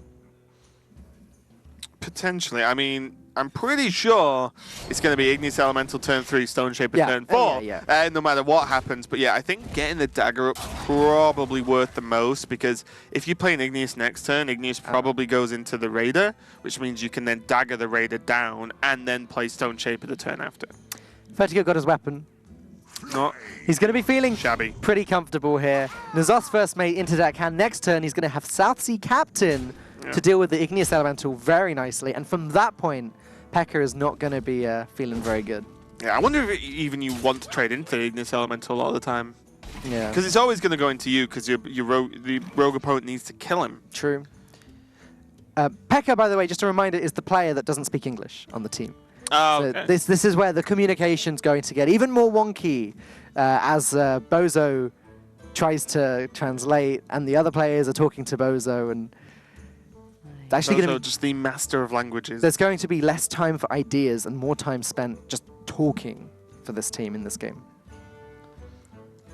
Yeah, I generally do wonder if a lot of the players in these teams actually just say like, let me play this one. Unless you can see something crazy, something's going either super wrong, or you can see like a line, a win condition sort of thing that I'm not working towards. Just let me just play the deck, because let's bear in mind this is a team effort, 100%. But these players are very good, so you'd presume that they can handle the decks they choose to bring to the tournament. And there are situations where the pilot is just going to have to say, right, I'm playing now. Just everyone shut up. Igneous Elemental does come down for Pekka. This will proc the Stone Shaper for next turn, but it is relatively slow. Yeah, is that going to be enough for next turn? Oh my goodness, it's not going to be enough for next turn. Spellbreaker is just going to pop the Divine Shield and get rid of the taunt. Vertigo knew. He was ready. That's actually kind of crazy. But what this does as well gives you a much better matchup if you're against Control Warrior as well. You can just actually just silence off the taunts and just continue pushing, which is normally enough. If you can just skip a taunt against almost every opponent, that extra damage you get through that turn and just leaving a 4-3 on the board is often pretty reasonable. We did see this Spellbreaker last week in Pirate Warrior as well, so this is becoming reasonably common in this list. I just think it's a relief that IMB Cow no longer costs 2 mana. I mean, everyone would play that card. Can you imagine IMB Cow in the aggro decks now? Token Druids with Mark of Yistaraj. Oh my goodness. Yeah, I'd probably put IMB Cow in almost every single deck if it was still 2 mana. But yeah, I'll do what Sifka used to do. Just put it in every deck. It's just 2 mana silencer card. Yeah. Like, it seems pretty good to me. But already, Vertigo pushing a lot of damage in. And this Igneous Elemental just got straight into the 1-1. There comes the Stone Shaper, but this opens up, what, 7 damage with this Spellbreaker. Yep, putting Pekka down to 9 already on turn 4. He's nowhere near completing the quest. The quest ticker currently reads 1 out of 4, Igneous Elemental. Yeah. Don't think he's going to complete the quest with Igneous Elemental. Probably not. It's going to see the old Brewmaster Igneous, Shadow Step Igneous come out, over the next 18 turns. Seems quite expensive, yeah. Yeah. Well, to no one's surprise, Spellbreaker gets the most value that it's going to get in this deck. Vertigo, not under any pressure from the quest, could have considered silencing the Igneous Elemental, but there's just no need this game. Well, I think that's the power of it in this matchup as well, right? If you don't see the Shaper, just silence the Igneous. Great. Silence. If you do see the Shaper, yep, skip a taunt. You can even just silence a card on your own side of the board that's frozen. That's true. Hit with that. So already a lot of damage presented here for Vertigo. He's going to just go all to face and just say, hey, I've still got a lot of burn left in my deck. Still Corcoran Elites, no doubt. Still your Heroic Strikes, I imagine, as well. Shadow Step onto the Shaper won't work. No, there wasn't an Elemental play last turn. That looked exciting for just a moment there. Shadow Step and Brewmaster. We're getting close to having some sort of hand that could complete the quest. You've got to think about, is this ever a play along the lines of Bilefin, Shadow Step, Bilefin? Yeah. Maybe it's Novice Engineer. I just think you need taunts, right? You need something, and often the difference between, at worst here, this 1/1 taunt will soak a 2-attack weapon. So you save actually 2 damage. If you can do that twice, you could save even more, because Pirate Warrior doesn't really deal well with just 1 health taunts outside of exactly the hook and patches. I think if he's going to do that, he also needs to play the Salty Deckhand and finish off the Bloodstone Raider. He can't dagger up though. Yeah, but he's still got patches in the deck. Oh, he has got patches. Yes, you're right. Completely right. And he can't... he's going to go with a 3rd taunt. I know, he's just going to bounce the Tide Collar back, right? Tide Collar is his quest proc. Yeah, sure. So he's just going to throw the Tide Collar back into hand, so he's got a chance at proccing the quest. And also, it means that if Tide Collar's proccing the quest, you're going to get at least 1 5/5 taunt on the board. Daggering up really wouldn't have done anything. The deckhand would have been 2 damage, the weapon 1. There was no way he could deal with the cultist anyway. Now, how much damage can Vertigo push this turn? I count 4. Just with a Corcoran. Yeah, I don't know if you want to push it though. I think you're probably leaning towards Captain Raider this turn. Just to build a board, and then use Corcoran next turn and see how much of your board survives. Yeah. Does it bother you that the other minions survive? Like, do you ever need to play Corcoran just to keep trading with things? I don't think so. Just something that I'm sure Indonesia are considering. Yeah. There was no Elemental played again last turn. So Tolve Stone Shaper still incapable of getting any value even if Shadow Stepped. Yeah, and the thing with this play is, even if your opponent trades into the board, great. Like, what else are they doing? They're probably not pulling off the quest this turn. Second Igneous Elemental means that that's kind of a guaranteed quest proc the turn after if it can die. So you can just play all 4 Flame Elementals. The thing about playing the Captain after trading in the Cultist as well is that it's an indefinite heal. Because Cultist had 3 health, or had 3 health after the trade, been buffed up to 4. Even if Salty Captain dies, Cultist still has 4 health. He keeps that little health buff there. Just a nice little trick that's going to make trading into it even more awkward. So many options. We're almost there with the quest. 2 different ways have come together at once with the Flame Elementals and the... Yeah, the problem here is really for P.E.K.K.A. is that we've not seen any weapons outside of the hook from the first mate. So there's still Fiery War Axes, there's still probably Arcanite Reapers, there's still even upgrades more than likely in the deck as well. So there's a lot of just I'm going to punch you in the face style of damage here. Vertigo's laughing. Look at this. He found that turn hysterical. Do you think he's... Oh, and there's Mortal Strikes. No, he's not quite dead yet. No, off. Very he's not the mana either. He doesn't even have 8 mana yet. I'm looking at the health total and I'm thinking, of course he can play all of the cards in his hand. Yeah, no, it just means he's going to get it over 2 turns, but you do have to consider if the quest is proc, then you could just get effectively OTK'd in 1 turn if you leave too many minions live. But I do agree with this. You have, Fire War Axe, you have another Deckhand as an out, you have so many different minions that will get you there. Tolve Stone Shaper number 2 going to be coming down, I believe, this turn. It's not going to get him the quest done, but it's going to make him stay alive. So do you drop Igneous Elemental to get the quest done, like guaranteed next turn, or do you play Mimic Pod? Yeah, I think you're Igneous. I think you do as well. he's actually got a chance. It's not over yet. Mortal Strike will put P.E.K.K.A down to 1 if Vertigo plays it, but as long as there's nothing else that can push the face, then P.E.K.K.A survives just a little bit longer. Yeah, and already, if you weren't aware of the Stone Shaper list, you start to see the value of this card. Yeah. That even later on, it's still just a good card. Even post-quest, yeah, you know, it's a 4-mana card that's still a 5/5. It's potentially a 5/5 with Taunt and Divine Shield. You know, like, that's still pretty okay a lot of the time if you're trying to stave off any form of aggressive push at all. I guess P.E.K.K.A and Team Switzerland are trying to decide if playing the 12 Stone Shaper is even good enough. Maybe you have to Mimic Pod and hope. I don't know what you could get from it. Okay. Yeah, I do like Igneous. You know what you're getting from Igneous, right? There's no question about Mimic Pod. Also, bear in mind, this match overall is very important for both these teams. Indonesia currently 1-1 in groups, and Switzerland 0-1. If Switzerland lose this, then they're going to be 0-2 in their group. A horrible place to be. Switzerland lost to Bulgaria, and Indonesia actually beat Bulgaria. That's their win. And this isn't any closer to lethal. There's still no weapon. We haven't seen a Fiery War Axe or Arcanite Reaper yet. Nope. Which I guess shouldn't be too shocking. They are only 4 cards in the 30-card deck, but it is surprising. You expect them. But they're in Pirate Warrior. Yeah, exactly. Draw them all the time. I think that whatever comes out of this Mimic Pod is going to be very important. Yeah. I mean... Even another bouncer would be okay. Is Mimic Pod even being played next turn? You trade Igneous, Flame, Quest. It depends what he draws, I guess. But you're right, that's more likely. I wonder if he draws a bouncer, if he ever has to consider bouncing back the Tolvir and playing it again. The Stone Shaper. No, he could bounce back the Tide Caller, right? Oh yeah, that one. And just get a free taunt.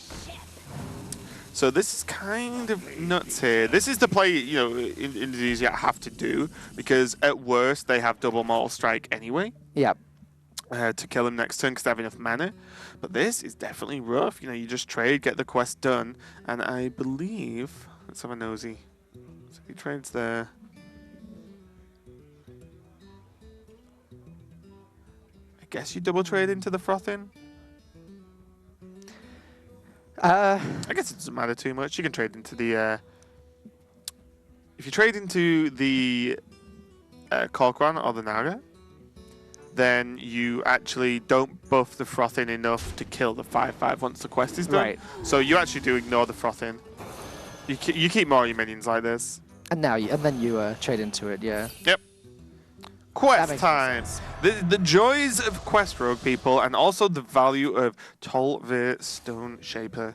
In this deck, you can see the work it's going to get done, and now suddenly there is 20 damage available. It's going to be used for trading, no doubt. It has to be. Mortal Strike would just win Vertigo the game if it all went face. That's true, yeah. And there'd be enough. You have to manage this, but yeah, the benefit of having this many 5/5 for so cheap is that, hey, you can just kill them in one turn pretty easily. Oh. What is this draw? Second Mortal Strike! He got it! Indonesia have got it, the exact card. You can, the well played as well. You can see Vertigo's, you know, very, very fortunate there to draw the card because this is actually insane. Fist pump in the air, why not? I mean, that was so close. It was the only card in the deck, right? P.E.K.K.A had set up for lethal. I think you're right. I think it is the only card that would have saved him. We don't know deck list. Let's go look extremely happy there. That was I believe, the only card in the deck that would have got him there. We know there's no bash anymore. Yeah. So that's something. That's what I mean. There's there's nothing that could have got past the Stone Shaper, and Vertigo was just dead the turn after. Like, it just pretty much was at that point. So that was actually kind of nuts. And Indonesia go 2-0 up so far versus Switzerland. But you saw that. What is just a bad matchup for the Rogue almost all the time, especially with no Glacial Shards that we saw. Like, that was still close because of Stone Shaper. I'm just pretty lost for words about that game. It's difficult. Like, historically, Pirate Warrior was always the hated deck. But I feel like going into this game, so many members of the community dislike Quest Rogue at the moment that maybe Pirate Warrior was the favorite there. I was willing the Quest Rogue to win that game just because of how close it got, how much of a comeback they sort of were making around turns 5, 6, and 7, how well the Tolvir Stone Shaper did. That was just a really great game of Hearthstone. Yeah, well, you see, you know, Quest Rogue, that was by no means an easy game for the Rogue. You know, the hand didn't lend itself to just saying, okay, I'm going to get the quest on 4 and then go from there. That was actually reasonably difficult. There was Igneous into Stone Shape, which really helps. But other than that, it was kind of tough. Yeah, it was extremely close indeed. I believe we've got Druid versus Priest coming up next. And again, Druid. Now, where do we start? I know which knows? Druid list you like. Well, yeah, I've been playing a lot of the token Druid recently, but the two lists possibly even like the most diverse that one class can get at the moment. Arguably, obviously, Warrior is pretty diverse. Warrior is similar. But like the token Druid deck and the Jade Druid deck have completely different matchups. One beats one set of decks in the meta, the other beats the other set of decks in the other meta, and they lose to the ones the other beats. So it's so hard for, I think it's Ray on the Priest? It is, yeah. It must have been so hard for Ray to decide which deck to bring. He went with the Priest. If it's Jade Druid, Ray's not going to be very happy. It's going to be a tough one, but if it's actually the aggressive Druid, there's a lot of tools that just win you that game. There's Potion of Madness as well, you know, Shadow Word Pains. So all these cards that aren't even particularly lent to one list. It's not like, oh, well, Dragon Priest doesn't play these cards. Yeah. We saw earlier that, yes, they do. So if you can get rid of the early tokens, then go into, if you make it that far, you know, Nova, Dragonfire Potion, you just win, actually, because Druid cannot really deal with that. It's going to be a hard matchup for the Priest either way, because even if it is the token Druid, it is possible to just, you know, like Firefly, Innovate, Elemental, Mark of the Lotus, and then turn 2 Corsair into Mark of the Lotus, and suddenly you got a board of 3/3s, and it can be very, very difficult to keep up with the Druid with any deck. Yeah. If it's Jade Druid, as we said before, even harder for the Priest. Yeah, the nature of any aggro deck means that, yes, you can just beat someone, but yeah, in general, it's going to be better than going up against the Jade Druid. That being said, the players getting ready as well there. Just to flip it on its head, if it's Silence Priest, it's pretty good against Jade Druid.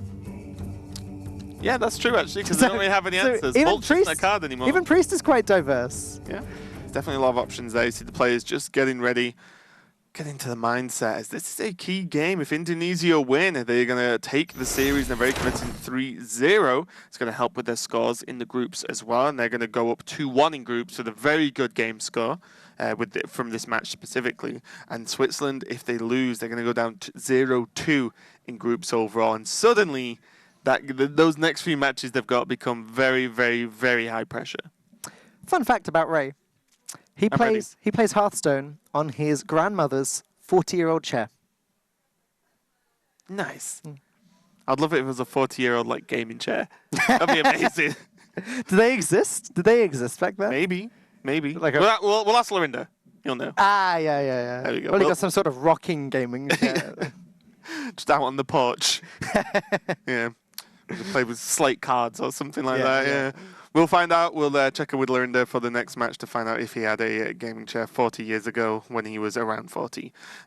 So yeah, we are going to see a Druid versus Priest coming up. I'm looking forward to see this because I feel like the meta looks like this at the moment, where there's every single class is, oh, is it this or is it this? There's almost at least 2 archetypes. It's great. Of what you're going to face, and it becomes very difficult when you're picking decks into this, right? You're like, well, he's got Priest. But which Priest is like, ugh. I mean, I've been talking about Hearthstone just generally to a lot of people recently. Funny that. And I just think that the game is maybe even in its best state that it's ever been in, as far as the meta goes. Just the most versatile that we've seen it. I rarely hear anyone complaining about the game at the moment. It's just in a really solid spot. And that is rare indeed.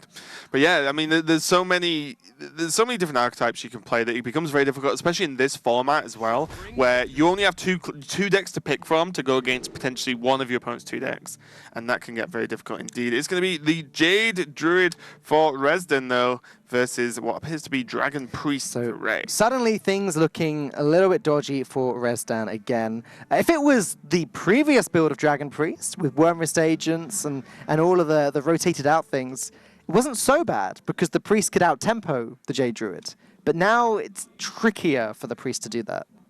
Yeah, it's definitely a tough one, although, you know, with cards like Twilight Drake, they're pretty awful to deal with for Druid. That's true. So that can be a big deal there. And even just going Cleric into, you know, Talon Priest maybe on the coin could be enough. Double Jade Idol in the opening hand for Resden, though. So it's always a weird one, though, versus Priest. Do you want to just Jade Idol? Because it's like, put a 1-1 on the board, put the 2-2 on the board. Potion of Madness, go. Like, it's definitely a tough one. Well, Indonesia... Indonesia. Yeah, Indonesia. Pretty good opening hand there. I've got the right team, the wrong side. Okay. Yep. Indonesia, pretty good opening hand there. Both Jade Idols. Question is, do you feel the need to save one to shuffle it against Priest? I don't think you do. It's a tough one. Because there's it's very rare that games are going to fatigue at the moment. So if you don't have another play, So one of the benefits of shuffling is if you get to the turns where you go gadgets and draw, then you can just play like 3 Jades in a turn, which can be very strong because Priest, once you get past the 5 damage mark, which I think is a key point in this matchup, when the Dragonfire Potion doesn't become impactful, the Priest needs to worry. You know, Ray's going to have a struggle and needs to end the game. Because if Resdan then comes out with one of those late Gadget Zan turns where they can play even Gadget Zan plus 2 Jades that are, you know, 7-7-8-8 or even, you know, 6-6-7-7. That's just a problem, right? Priest just can't really deal with that board, and then you just lose off the back of that. So it's all about how far ahead Switzerland can get before the Jades get too big. Right. So I like playing the Jade Idol. I like then playing the Jade Blossom after that. And then obviously you've got Nourish to restock your hand anyway and hopefully draw some more Jade generators. They're thinking really hard about that. I think that's Nexox sitting there with Resdan. Yeah, we saw Resdan give the thumbs up earlier. I think the problem with the Jade Idol this turn is you can go cleric trade with heals both turns, which means you're just giving Ray just more value if he doesn't have any. Because sometimes, you know, your opponent's whiff, right? You know, they don't have much to do, but you're giving the Priest like 2 additional cards over 2 turns, which for Priest is nuts. And so you take a bit of a gasp there. Divine Spirit in the hand now. I was surprised, but I shouldn't have been, really, because the existence of Shadow Visions just makes Divine Spirit and Inner Fire better cards than they were before. You can get them more consistently when you need them. You can get them both more consistently rather than just drawing one and whiffing on the other. Also as well, it's potentially going to make this Twilight Drake immortal. it's a term I use quite often when a card is just so difficult to deal with. It can't be dealt with to a large extent. Infinite health. Yeah, well, like, so Mulch isn't a card in standard format anymore, and no one's really playing Naturalize either. No. The thing we've seen the most is like Black Knight to deal with the big taunts. That, you know, Primordial Drake is a very common card in a lot of decks actually. You know, Paladin, Druid, Priest, so on, Warrior of course. So, you know, Black Knight's a good spot removal card for Priest. They do have Death, etc. But when it's Twilight Drakes, you know, you put it against Druid. Well, it's like double swipe. Hey, you never cross know. Your fingers. You never know. There may be a Keeper of the Grove in Resident. Haven't seen it. I would rather play Spellbreaker. Haven't seen it in a year or two, but yeah, maybe. This is kind of crazy. Options. I kind of for it'll be. I don't mind the Cabal Courier here. Just play on curve, buff up the cleric. You know that. Cabal Courier. There's a new card in the Not Priest Courier, there. Talon Priest. The Talon Priest, yeah.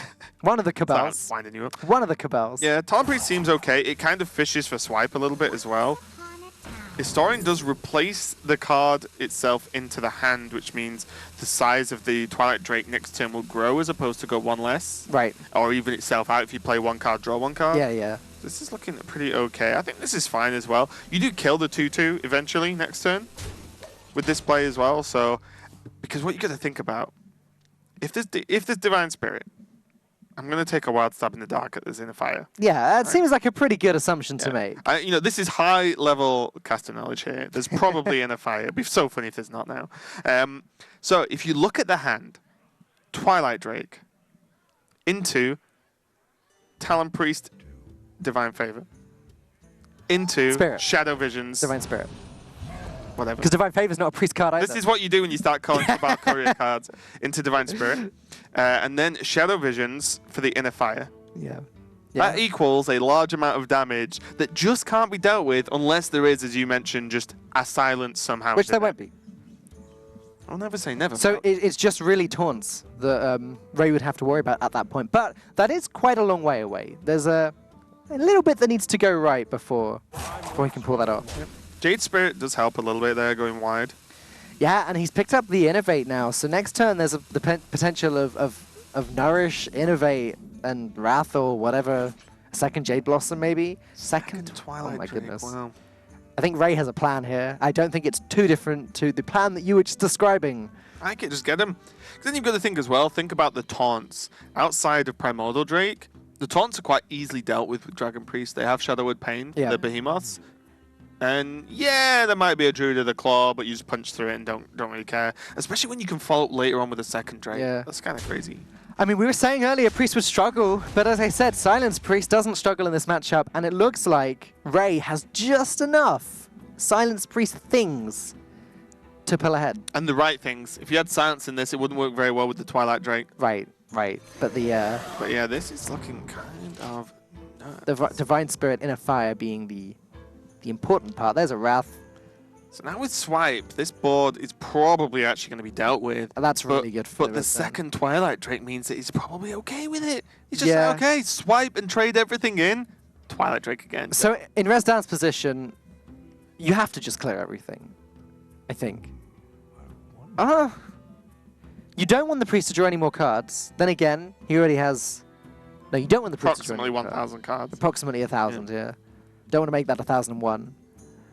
The problem is, Wrath Swipe leaves you a 3-3 on the board and clears it. And one of those cards is Twilight Drake. So I can completely get behind Wrath Swipe this turn. And you can use the Wrath as a 3 damage and not draw because you have Nourish in hand. Yeah. So this is a completely logical play here. And then we're just going to have to see what happens when the second Twilight Drake comes down. Or the Operative. Yeah, Ray looks very chilled out there. Just like, okay, there's one gone. Let's just play the second. But you're right, Operative is obviously a pretty good option as well. It's not. We can still go to 18. It's not that much weaker than the Drake anyway. It's got more attack. It's only got slightly less health. These cards, I guess Drake could be okay. From how good gadgets and is. You have Elemental and Coin. Yeah. Yeah, that's true. Priest has a problem where they end up with too many cards though. Like gadgets and Shadow Visions. Suddenly your hand is full. Drake's just solid. He's probably running one anyway. You know, and you know, if he plays Twilight Drake now, or you know, next turn or whatever, then it means that he's out with dragons for a start. I think I prefer the Drake, but I agree Auctioneer is definitely an option.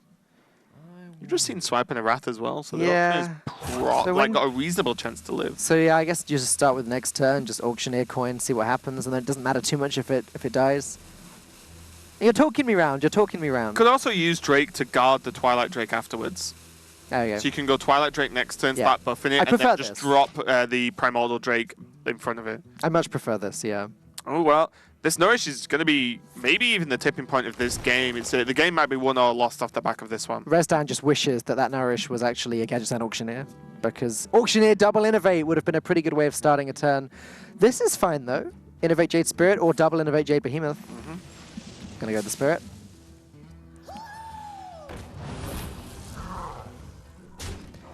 So how much damage can Ray... Oh!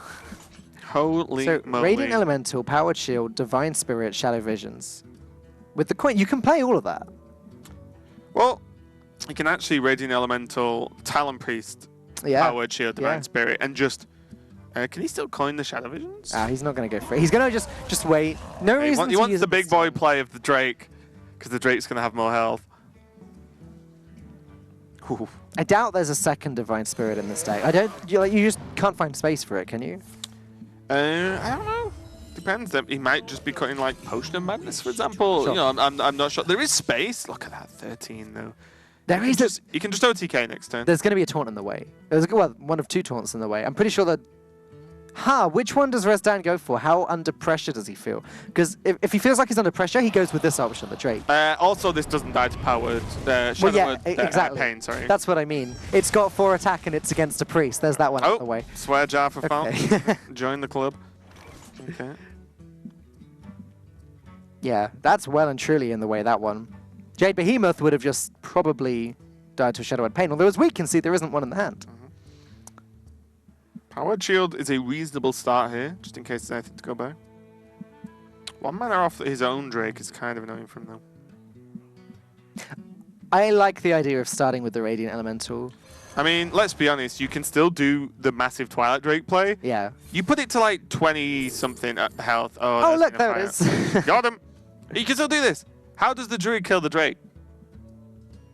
He Powered Shields to 13. He can even heal if he wants. And then Divine Spirit in a fire. Yeah, so what? You don't get to hit face. So it still probably doesn't die. It's a 30-30 at that stage, isn't it? Powered Shield, heal. Yes. Yeah. Yeah. I accept. He's... Oh yeah, he does have the mana to do it still. So the joy, and I just want to watch their face now because this is something. He's like, huh? Huh? Huh? It's like, that 30-30 minion onto the board. That's a bit bigger than my Jade Golems are right now. Yeah.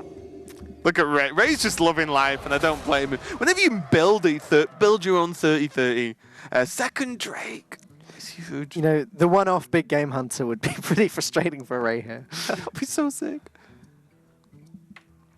No, Keeper of the Grove would be the best. If that's just actually somehow in the list. It's like 4 mana, 2/2 silent.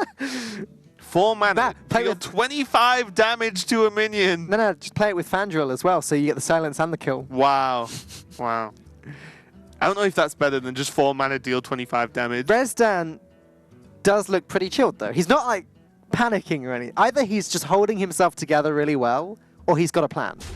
I mean, his plan's cross his little fingers and hope for the best, because this Primordial Drake's going to have to tank a hell of a lot, and I think we are going to see something else come down It's here. just put up a taunt every turn. That's the plan. Yeah, but the problem is, once this taunt's out of the way, all the rest of the taunts die to a single card. A card that's not in Ray's hand just yet. I mean, he's got Lyra, though, he's fine. Jade Idol finally coming down now. Him playing it now as a 5/5. Does that not mean it would have been better to play it earlier as a 2/2? He probably didn't expect the 30-30. I mean, that's true. Now he's got to play stuff to fight for the board, right? That's a fair assumption. I don't think you usually expect to have to face up against 30-30. Always Smite's going to help for that 2 extra push. Look at that. I mean, what does Rezdan even do? Ray's just like, yeah, guys, I told you this would work. I can imagine Okay, guys, let's play Dragon Priest. Now I'm going to play Divine Spirit in a fire in it. It's like, oh, it never works. Oh, I'll make it work. Yeah. And then suddenly 30-30 Twilight Drake go. Meanwhile, Bozo's translating that all into French for Pekka. He's like, what? Like, yeah, it's fine, trust me. He's looking pretty... Oh, look at that little smirk. I got look at this. He's like, the stretch, the nod, he's like, he's out of taunts. Especially now that he has Bookworm. Bookworm beats all the taunts except for Druid of the Claw. Hey, a card that people are running that could beat the Twilight Drake is Yogg-Saron. It's not common, but it's possible. Yogg-Saron. I mean, I'm not even memeing at this point. You genuinely see it in Jade Druid sometimes. That is true. So this is just win, right? It's just game. Oh, yeah, I guess you can't play Yogg-Saron for 5 mana, so yeah, it's looking like game. Because the Jade Behemoth would have been dead even without the Bookworm because of Dragonfire Potion into Smite or Trade. Of course, the first Identifier came from the Shadow Vision. That does make sense, sorry. There we go. Boom! 30 to the face. Stretch there for Team Switzerland as a whole, and they are still in this game. What a game, guys. And now we're going to see Divine Spirit in a fire, Dragon Priests all across the ladder as far as the eye can see. Well, there's us saying, oh, Priest is going to struggle against Jade Druid, and that happens. Well, no one's going to struggle against Jade Druid if you can just build the 30-30. You know, that seems... It is the strength of Silence Priest, isn't it? And they just pulled it off with Dragon Priest. Yeah. Just well, the strength of Shadow Visions, I think, is the key card. Yeah, right. You can effectively dig into your deck for a spell, which means, you know, your situational cards, which is what Priest has always had a problem with. Yeah. Some of the Priest combos are actually have been in the past and are still some of the most powerful combos in the game, but you need to draw them, which is the huge I feel as though it's a classic thing when you first start playing Hearthstone. You see those Priest cards and you think, oh yeah, I'm going to put a deck together, and then you realize it's no good. Now, because of Shadow Visions, as you said, it is good. Yep. Now we're going to the next match, which is going to be Rogue versus the Druid. And again, all the same questions as earlier. What is the Druid? What is the Rogue? As these are all going to be very, very difficult to deal with. I think the Quest Rogue is probably just feeling reasonable regardless here. Yeah, I think it's going to be Quest Rogue 80% of the time over the next few days. I say 80%. We could still see Miracle Druid. Sherazade and the Corpus Flower is still a strong card. But Quest Rogue just seems so strong right now. And we saw what it was capable of earlier, almost taking down the Pirate Warrior, thanks to just the incredible different techs you can have. You can play these 1 and 2 mana cards and still have them good later, like Doomsayer, but it helps against aggro. Yeah, no, it's Quest Rogue has been really strong. I know Lorinda's playing a lot of Quest Rogue. He's been really enjoying his time with that deck. So we'll see what he has to say about it for the rest of the day later on. I have no doubt that we're going to see Quest Rogue in a few more matches today. But the Druid as well is going to be a tough one with the, again, we talked about earlier, potential aggro or Jade. And it's really weird. I feel like every single week for HCG, whatever we presume the Druid is going to be, we're always wrong. Like the other week, I think we talked a lot about. I think Salt was talking a lot about aggro Druid because he's been playing a lot of himself. Yeah. And then, like, I think most of them, if not like all but one druids, were actually Jade Druid. Yeah. You see players getting ready there? Well, it's been a slow transformation, hasn't it? At the start of this expansion, it was all Token Druid, and I feel as though it's been a pretty straightforward. Token Druid was the strongest at first, and slowly over time, week by week, we're seeing more and more Jade, and we might be at the 50-50 point now. Maybe we're even at the 60-40 point where Jade Druids have slightly overtaken the Token Druids. Yeah, I think so. I think Jade, the thing about Jade Druid is that depending on what you considering bringing to a tournament, we've seen a lot of tournaments in general because they have a ban strategy. Then you can just ban out the high aggro decks and say, well, I'm probably going to be playing against control. Jade Druid's just a good deck in general. Whereas this, there isn't. You have to play against whatever your opponent chooses. So it leaves it a little bit more open to some other deck uses because you can't apply a strategy of saying, I'm going to ban out an aggro deck and then just play against control more often. And of course, in the global games format, it's even more complicated. And I think just taking Druids, what do you want to pair Druid with ideally? Because Druid is sort of like with the Warrior, it's anything. You don't really know what to queue into it because, again, as we were saying earlier, the matchups are just so the opposite of each other. So you kind of maybe put it with something.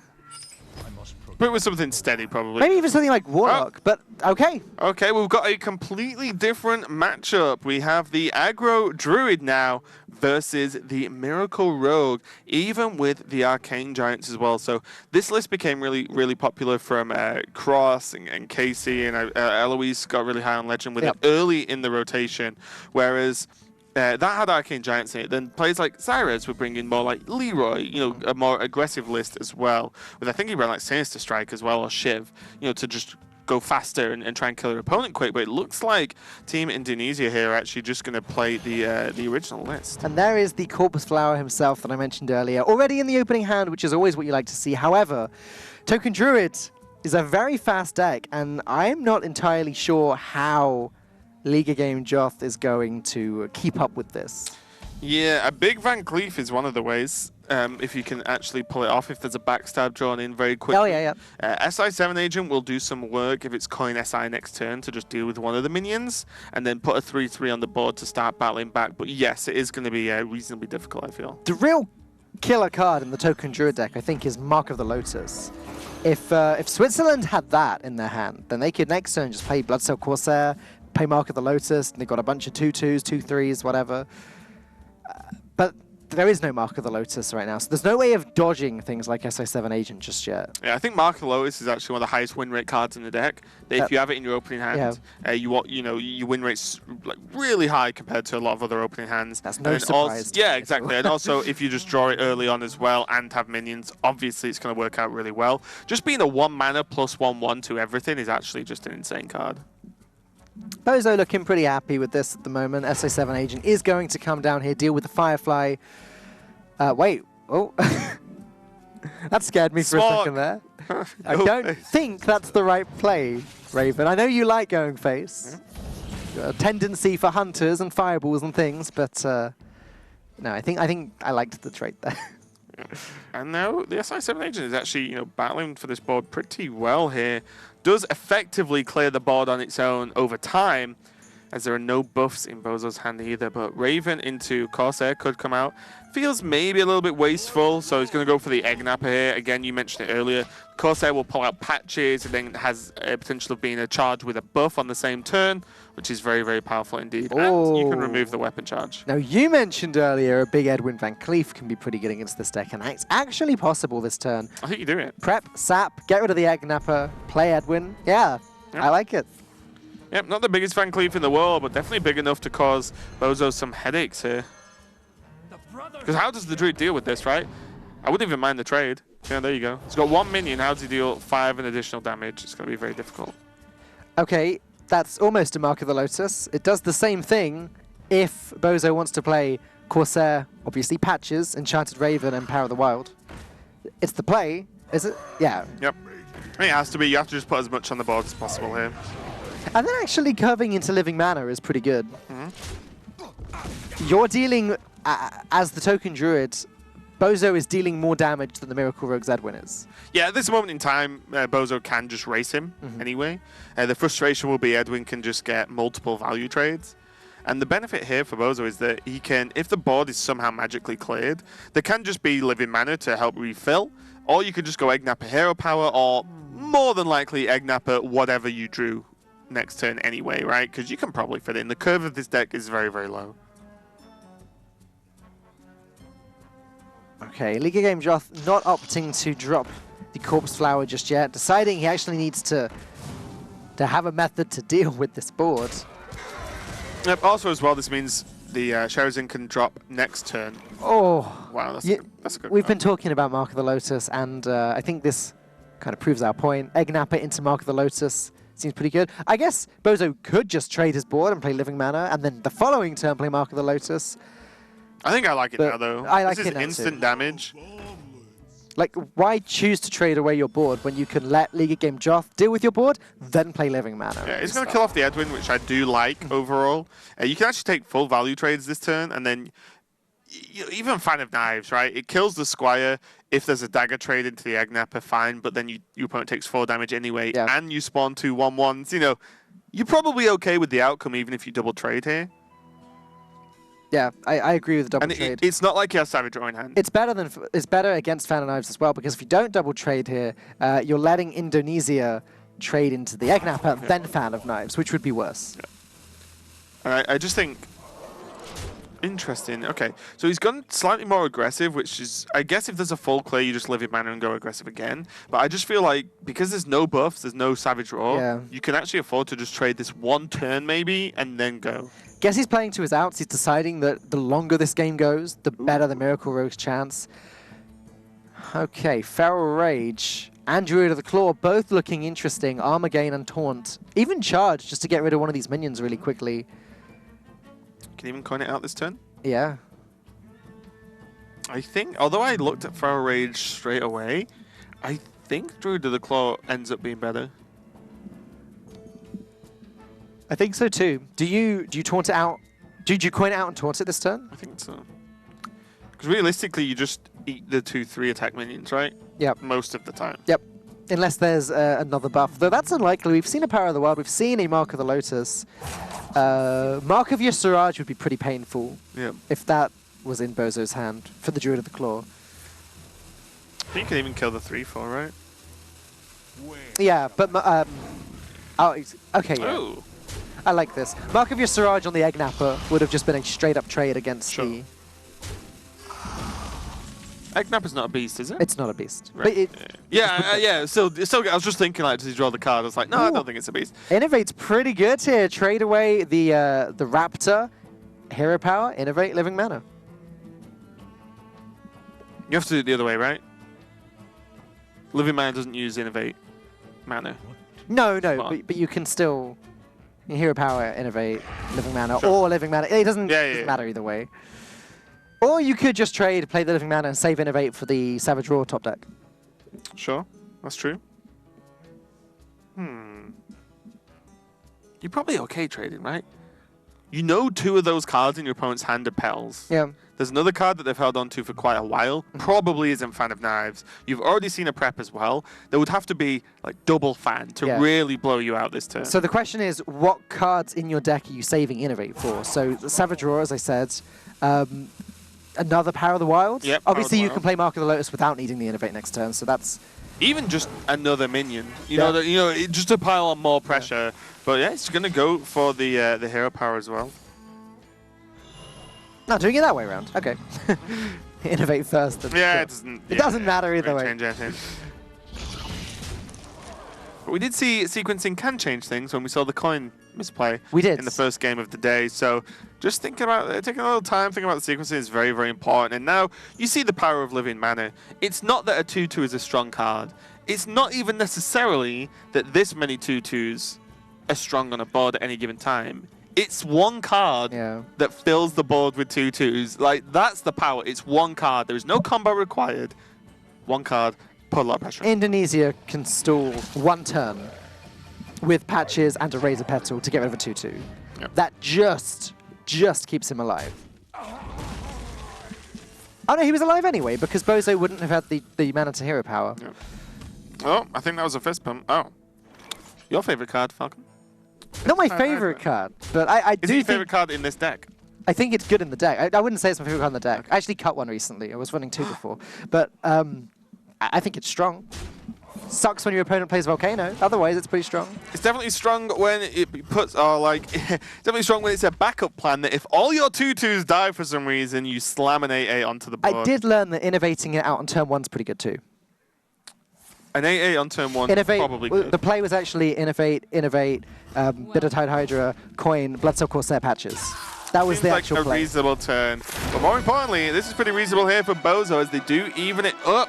So now it's going to be 2-2, and we Ace are going to be match. going to the ace game, yeah. Exciting.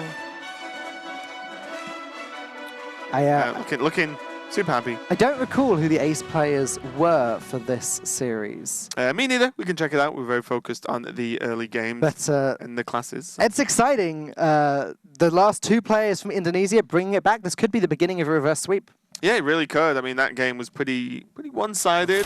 It definitely just showed off the power of delivering mana here. It's going to be Nexuk again. He played at the beginning versus Pekka, who played second and ended up losing that extremely close game with the Warrior. So Nexok won his first game, and Pekka lost his first game. Yeah. But Pekka... Paladin versus Shaman, huh? Yeah, but Pekka was almost won. He was the double Mortal Strike. He did, Warrior, yeah, right? yeah. So he was very, very close. Yeah. But yeah, Paladin versus Shaman. This is going to be... I mean, it all depends, right? We've seen so many Paladin lists, although everyone seems to be leaning more towards N'Zoth in the past week or so. It's been slowing down, hasn't it? Like, there was mid-range, and then there was a week of really aggressive aggro Murloc Paladins, and then it's just slowly been slowing down. I've seen a lot of Primordial Drakes in Paladins recently. Yeah. And then the natural nod to that is you run Curator, which is a very powerful card as well, because you're probably still playing the Murlocs. Yeah. So you're still going to draw Well, a you card. at least play the one that gives you a secret. Yeah, the Hydrologist. Yeah, you probably play the Hydrologist at least, and you then get Beast and a Dragon, which is normally pretty easy to do. We've seen Kodo's being played Kodo's fine more in and more, Paladin. but it depends on the list. Whereas the Shaman, I mean, throw all the cards up in the air and see where they land as far as I'm concerned. We've seen a lot of Spirit Echoes, to be fair. So the half Elemental, half Jade, and then somehow an extra addition of Spirit Bull Echoes Shaman, in there. So Elemental Shaman, Jade Shaman, Token Shaman. There's the ones with the Bloodlust have been quite popular as well. Quest Shaman does exist, but it's kind of tucked away somewhere. Shaman does have a quest in the game, yes, but it's probably not going to be played. We did see that early on. I think we saw that week 1. It's not horrible. It's like... Isn't it? It's just below Good. the standard of the other. It's just below the curve slightly. It's not horrible, it's just the worst Shaman deck. I wouldn't be surprised if we saw it at some point. Someone will make it work. Okay, hope. maybe Please. 2020 in Wild, we'll probably see it work. With what? With Everything is Awesome. With just more cards. You should try it now. Everything is Awesome. You play like Wild. I'm not trying that. I'm afraid I've got better Wild decks to play, like Pirate Warrior, which I'm sure is Wow. make everyone pretty happy in general. But no. You hero. Shaman versus Paladin. I think a lot of this is going to rely on what the Paladin style is. 'Cause I feel like regardless of the Shaman deck, it all kind of does the same thing. Yeah, Spirit Echoes can make the deck last longer. You get value, especially from the Jade generation cards. Like Jade Spirit goes back to your hands, then you replay it again, get more Jades. So it can win the late game. But a lot of the time, if it's more of an aggressive Murloc Paladin, you can go like more aggressive and just open up and just push out the Shaman list. Whereas if it's more of a control, sometimes that N'Zoth turn is just too much. We've been seeing Cairn and Tyrion come out with the N'Zoth as well as maybe a couple of other choice minions. But the real problem here is just the hexes for those. Because that was always the big deal against N'Zoth decks of Shaman, right? You just hex the death rattles. Yeah. Meanwhile, Paladin doesn't have any way of removing death rattles. Exactly, yeah. Oh, look at that. Speaking of Spirit Echo. Yeah, there it is. Although it's looking like it's a more mid-range Murloc Paladin, at least. Double War Leader gives me that impression, at least. Where Stonehill Defender shows that it's not aggro.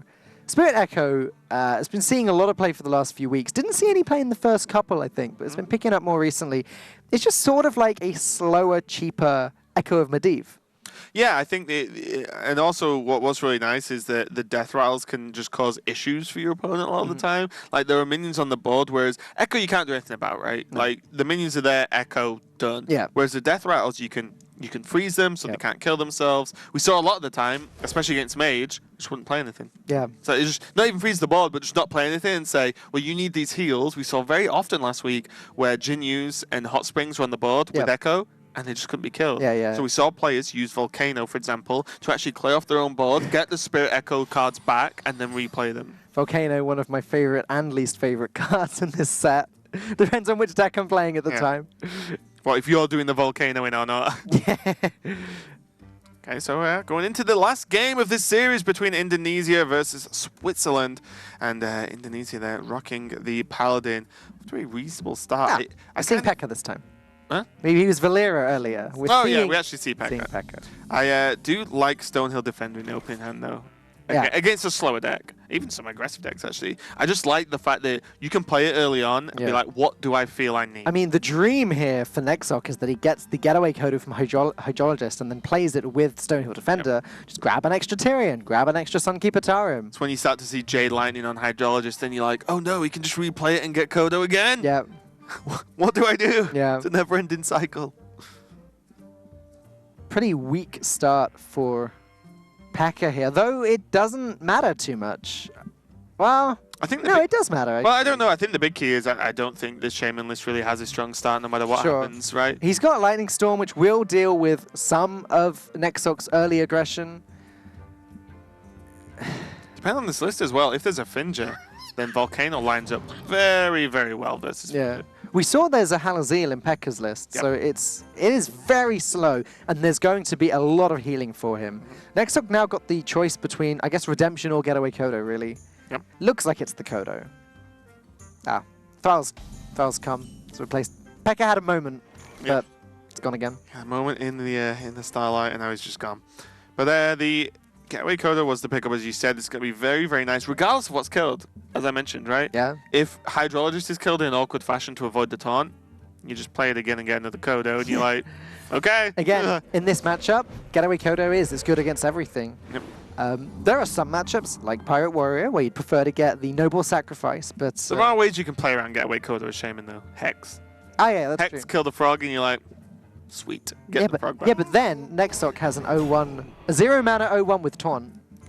Could be helpful. Okay, well, what isn't helpful is this Stonehill Defender. There is a, Craze Worship is fine. I think like it's just middle ground of 5-mana 3/6 taunt, okay? I really like the Grime Street Protector, personally. Grime Street Protector is good, but one, at the end of the day, is 7 mana, so it's going to be late game, and you need a board for it to be good. Yeah. But we're not seeing the Tarim, the Tyrion, the Burn Bristle, the three sort of, the Triforce, if you will, three legendaries. of the power of Stonehill Defender in Paladin. They are 3 out of 4 of Paladin's current legendaries, and there's such a high chance to get them. And they're all good. Maybe Burn Bristle, slightly one step down, but not so especially good. in this list. Yeah, not so good against the Shaman, exactly. So now, questions need to be asked. Does Pekka want to just coin Spirit into Spirit and try and just start fighting for this board? Because if so, I do kind of like that play because nothing else works. There is the defensive approach where, well, I have Lightning Storm, I have Volcano, I can clear the board pretty much whenever I want. But do you really want to be on the back foot all the time, or do you want to start ramping up these Jades? I agree with you. I think it's time to start actually putting things on the board. And Jade Spirit isn't horrible against what Nexok's put down so far. Trades into the 2/2 nicely. There's a 1/4 in the way. Sure, the 1/1 gets cleared up easily.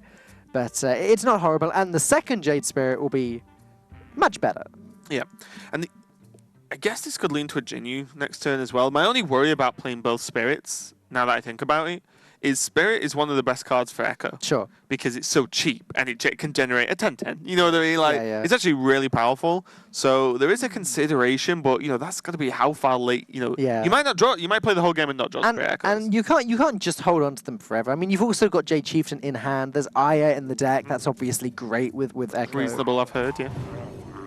Get 2 Jades for the price of 1 again. But Rock Pool's going to help with this Hydrologist. The Kodo is going to go down as a secret, of course. And now still, it just doesn't matter what's killed. You're probably okay with it as Nexok here. Is this a Storm? It's a pretty awkward Storm. Maybe it's just Jade Spirit. Jade Spirit doesn't do much though, right? It gets traded into perfectly. Yeah. I wonder. I don't mind Jinyu, but I don't like it either. Just go with Spirit. I think I do prefer the Spirit to Jinyu. I know it trades worse, but it's an investment, isn't it? You're playing Sure. Spirit now to make your Jade Golems bigger later. That's the main idea. And as long as you're eating up some attacks and not taking the damage, you're probably okay with it. So this looks like it's going to come down to exactly how easily P.E.K.K.A can clear the board, because this turn very much looks like a Kodo turn. Just to get a 3-5 on the board, you kill off one of the minions, trade into the other one. You can even preemptively trade, just trade the rock pool in if you really want first. Kill the 2-3 Jade with the Kodo. And now it's, well, you know, does P.E.K.K.A pull the trigger on the Volcano now? Just to clear the board? Do you wait? But if you wait, the problem is you are taking a lot of damage. Yes, this Shaman deck can stall out quite a lot. But is that going to be enough if your opponent's getting this much damage in this early? Does it have to be Volcano this turn? You could stall. What if you Totem Storm? It's possible that the Stonehill Defender survives. That could be frustrating. Kodo obviously always survives with Storm. Even playing your own Stonehill Defender, that could be an option now. Yeah, I'm just wondering what the... yeah, you could stall with Stonehill, just Stonehill Hero Power, or potentially Stonehill and whatever taunt you get. I'm just thinking, what does the Totem do this turn that Volcano doesn't? You just catch up the turn after. Although, what I will say is Thing from Below is in this deck, so squeezing a Totem every turn is going to be really nice. Just going to try and get more value from this AoE. Ah, now, Team Switzerland getting the Alakir, getting the Legendary in their class. Though it's nowhere near as good as Tyrion, or Tarim, really. Or White Eyes, for example. Oh, White Eyes is another Shaman. Yeah, exactly. So, you know, White Eyes is one of the cards that you do commonly get from the Stonehill. Yeah. The power of White Eyes combined with Alakir, you can get things from below as well. So there's a lot of cards Stonehill can get in Shaman. I think that was maybe the undervalued one, where everyone's like, oh, Stonehill, really good card in Paladin, good in Warrior. Oh yeah, Shaman's got a few good taunts as well. There's Burn Bristle. Didn't come from the Discover, but there it is. Is there any way in which Indonesia can make a good Tarim this turn? I think it's a waste. You could just trade the Kodo, trade the Stonehill into the Stonehill, And then trade into then put the rock pool into the taunt, and and then then Tarim. Might be what he's going for. I think that's reasonable, you know, just make a huge push. I guess Volcano doesn't even clear everything if you do that. Oh, he's not actually gonna... Oh, no, he still might. Still might. Yeah, 3 attacks, still 3 attacks. Yeah, right? yeah. You could just play Crazy Worshipper and just say, yeah, let's crack on. I think what you've got to think about is, the idea now is Tarim kind of beats Jades, but if you Tarim now, do the Jades even get that bad? You know, can you just win? Yeah, Like, yeah. you just win them out before the Jades even become even closer a problem. So it's going to be the Tarim. The more I think about it, the more I really like the play. Volcano is pretty terrible here. Well, it might act... Well, no, it's not terrible. It probably just keeps Tarim alive. Yeah. Tarim and maybe 1 minion. If it keeps more than 1 minion alive, then he's gotten unlucky. More than 2. More than Tarim and 1 minion, I mean. Come forward with a Mistress of Mixtures. Maybe Tower Creeper's just good. Do you ever consider Totem Storm? If you get spell damage, you get pretty heavily rewarded. That's a big if, Falk. It's a 1 in 4. A 1 in 4. Or you could just take 4 50-50s and try and deal with as many as you can. It's a big risk, Falk. It's 4 50-50s. Storm this turn and Volcano next turn could be reasonable. It's very slow, though, and you're taking damage. A lot of damage. Yeah. We can see as well in Indonesia's hand that there is True Silver Champion, Consecration, and Spite Ridge, so there's still a lot of damage from hand. Not that you can play all in one turn, of course, but in general, it's still just a lot of damage.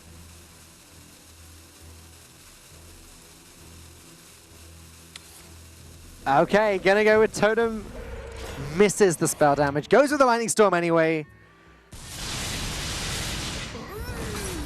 What did he get back? I didn't even catch that because the animation. Oh, okay. I mean, So two died, 2 lived.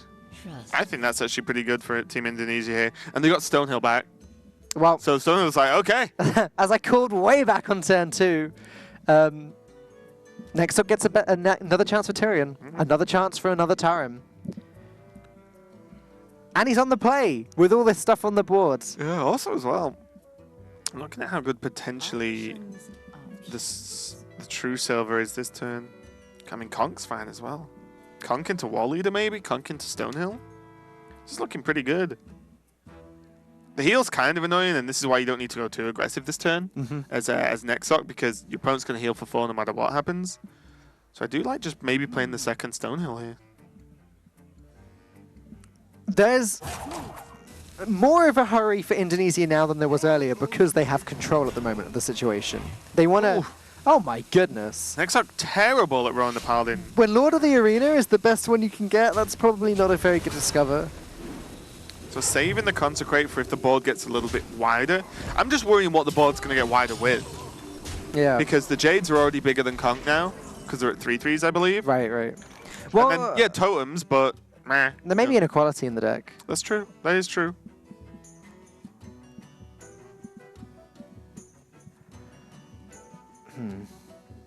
Volcano just looking weak again. It's just been not good enough every turn so far. Well, I think Volcano is quickly edging to the point where it's going to have to be paired with Halazil. I mean, this is... See, what damage are we on here? We're on 9, 10, 14. You were saying earlier that you think Tar Creeper might just be good. I think this turn, there isn't many other options. The problem with Tar Creeper, though, it just dies to weapon Stonehill. Stonehill doesn't even die. Yeah. Yeah, that is annoying. Just eats up 5 damage. I mean, I think you might just have to Volcano. There's no secret down, right?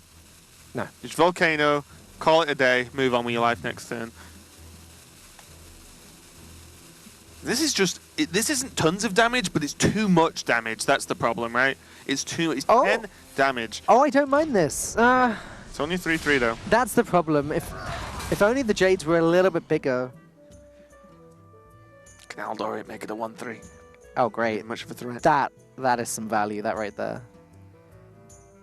11 damage on board, 2 in hand with the Consecration or the Spike Ridge Steed. Nexoc's not quite there yet. Should I? Good thing here as well is for Nexoc is this Stonehill is doing a fantastic job at ignoring this Jade effectively. It means that Nexoc can just ignore this 3/3. I was thinking, oh, do you trade something to 3/3, clear it off? Why? It's just probably not going to kill the Stonehill. So for one more turn, it's still fine. Yeah. Well, you can just trade the weapon in if you really want. I don't know. I bleed for Okay, Grace Worshipper, you stay crazy. Okay. Is he just pushing for 13?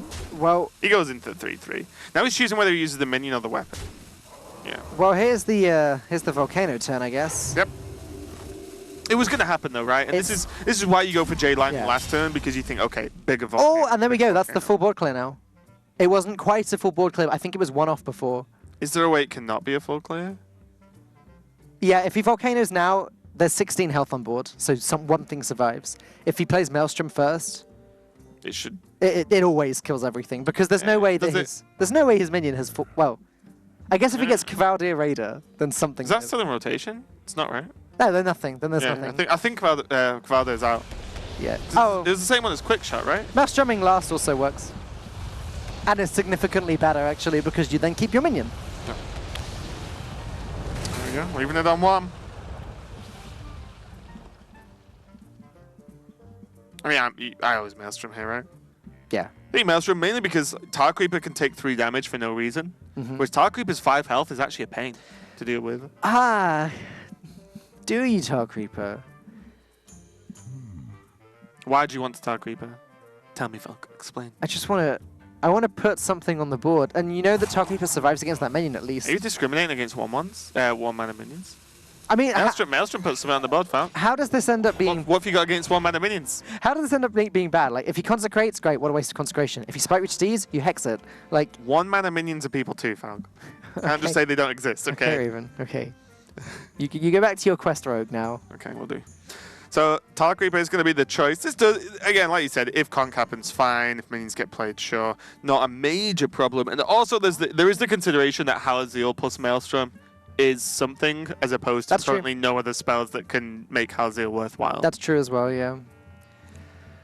So what is the play for Nexoc? Spike Ridge Steed's going to come down, so I mean, this has to eat up the hex, doesn't it? Yeah, I think happy though.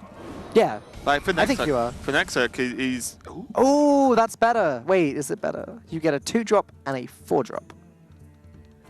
Plus, you can drop Halazeel. It's probably. I think it's better because the 4-drop is less of a threat than trying to devolve a Tyrion, which is a problem. That's true, and later you can Hex the Tyrion, exactly. So, yeah, devolve into Halazeel looks like it might be the play. Obviously, see what Indonesia gets from the devolve first. Does he even need to devolve?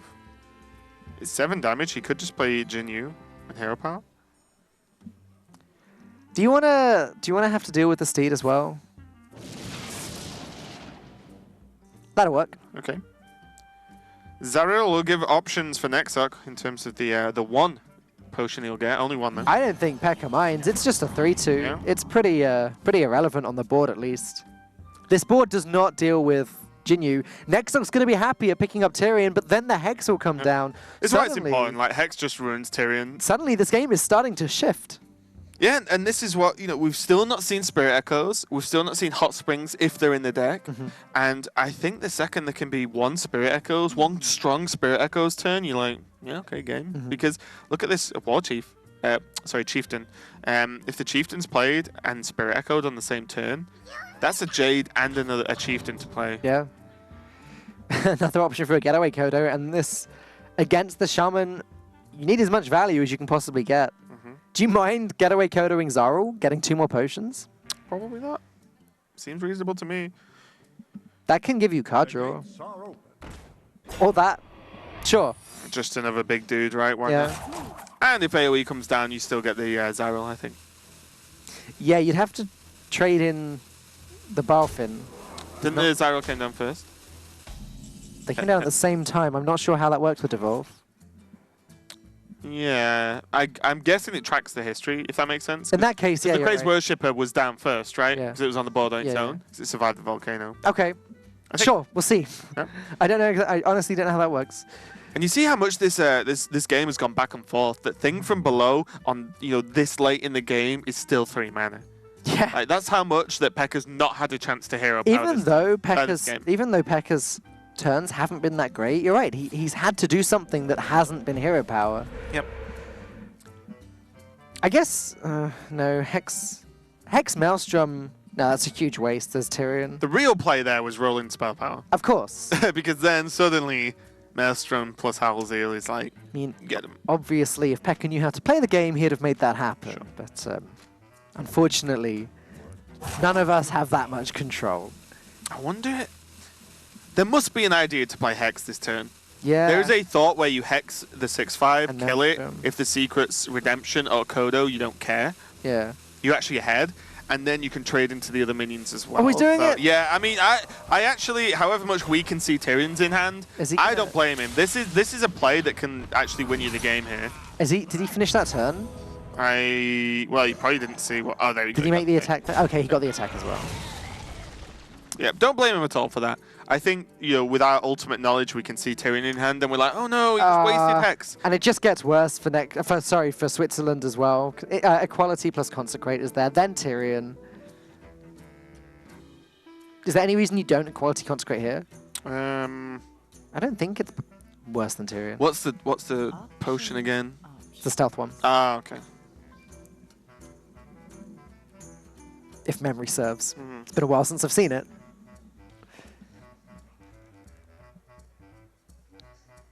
I was wondering if you can set up the Tyrion a little bit better. What if you Tyrion and stealth it? You don't care about the damage on the board right now. There's 2 cards in hand. You doubt there's a devolve, and the next turn Equality Consecrate smack face. Yeah, that's true. That could happen. So you do, what, is 8 next turn? Yeah. So you might just go for Balfin, though. Sure. I mean, let's be honest, Nexarch's probably just feeling great about this game anyway. Jade Lightning, not terrible. He might start to feel less great about this game as time goes on. If Pekka can survive. The taunt that comes from the Jade Chieftain is going to be very important. And he wishes he could roll spell damage again now.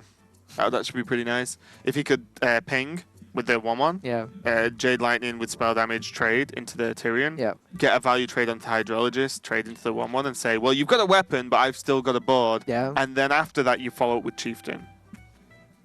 The only problem with that is it means he can't play Halazeel this turn. Super awkward. Yeah, I don't know when that Halazeel is going to come down. It's definitely not quite as strong with Volcano as it was with Elemental Destruction, is it? No, it's not that kind of heal, but I think a lot of the time, Halazeel plus Lightning Storm, Halazeel plus Jade Lightning, I mean, it's still a 4/6, right? So, you know, it's still actually very difficult to deal with. Is that ever the play this turn? Potentially. Trade with the 1/1s. Could just Jade Lightning the Tyrion and trade the 3/3 in. Yep. Yep. Deal with it. This makes your Chieftain better, and I think this is better than the play I was Oh, talking this about is earlier. so good, actually. 1/1 goes into the Hydrologist. 5/5 goes into the Recruit. Or Face, I guess. Yeah, I think Face is fine. What's the 1/1 going to do? Yeah. Like, realistically. I think I like this because the turn I was talking about earlier just doesn't do enough, whereas this is pretty nice. The heal is pretty relevant this game as well. Unfortunately, a Quality Consecration, that dreaded Paladin combo, finally comes down, leaving Pekka with just Jade Chieftain. And what's his Jade's at? Jade Chieftain and a 5/5? Dream. It's going to be a 5/5. 5/5, yeah. So it just eats up Ashbringer, that's it. Or he just dies. If Pekka picks up Jade Claws first. Oh, that's not bad. Good card. Okay, still a chance. You got to imagine there is more healing still in this deck for Switzerland. I would be kind of surprised if there wasn't Hot Springs, to be honest. Yeah. Because Hot Springs are just good cards. You don't even need to play Elementals. It's a very low value draw now, though, isn't it? Yeah. He could do with a second Jade Chieftain. That's the dream draw at the moment. This board isn't bad. But Murlocs. But Murlocs. Very well said. Even better said. Yep. Valfin Inquisitor, Hero Power into Gentle Megasaur this turn. All coming down. What adapt does he want? Oh, he could even stealth his 1/1 to make sure he gets it off next. What about Poisonous? Is that any good? I was thinking like, oh, the Living Spores seems fine to me. Yeah. You just want stuff on the board to just chip this final amount of damage here. Sure. I like it. I think the other two were fine as well, to be honest. I think they were all pretty good options. X the 1/1. Hey, yeah, this is just game, I believe. Yep. You can only hex one of them. Yep. So the 5/4, even if he kills it, trades into the 1/1 anyway. There's lethal on board either way because of these living spores. So yeah, this is the kind of power of, well, there's 2 1-attack minions on the board, but if you kill them, you get 4 1-attack minions instead, and with no AoE and Pekka playing off the top of the deck is not going to be enough. And we saw, I think the story of this game is really that totem amount. The amount of pressure Pekka was under for pretty much the whole game there means that he just couldn't get hero powers off comfortably, which shows having to just use every single card he had available almost every single turn to stay solid. It's very difficult. It was looking close. It really was looking close towards the latter part of this game. Yeah. And I think if this game were to go on for any longer, then Pekka's chances were only going to improve over time. However, there is no time. That Look at the celebration. Ashbringer that comes from Tyrion is just too powerful. Yeah, Indonesia are going to take it. Yeah, very, very happy team there. They're going to be going up 2-1 in their group overall now, so that's awesome for those guys.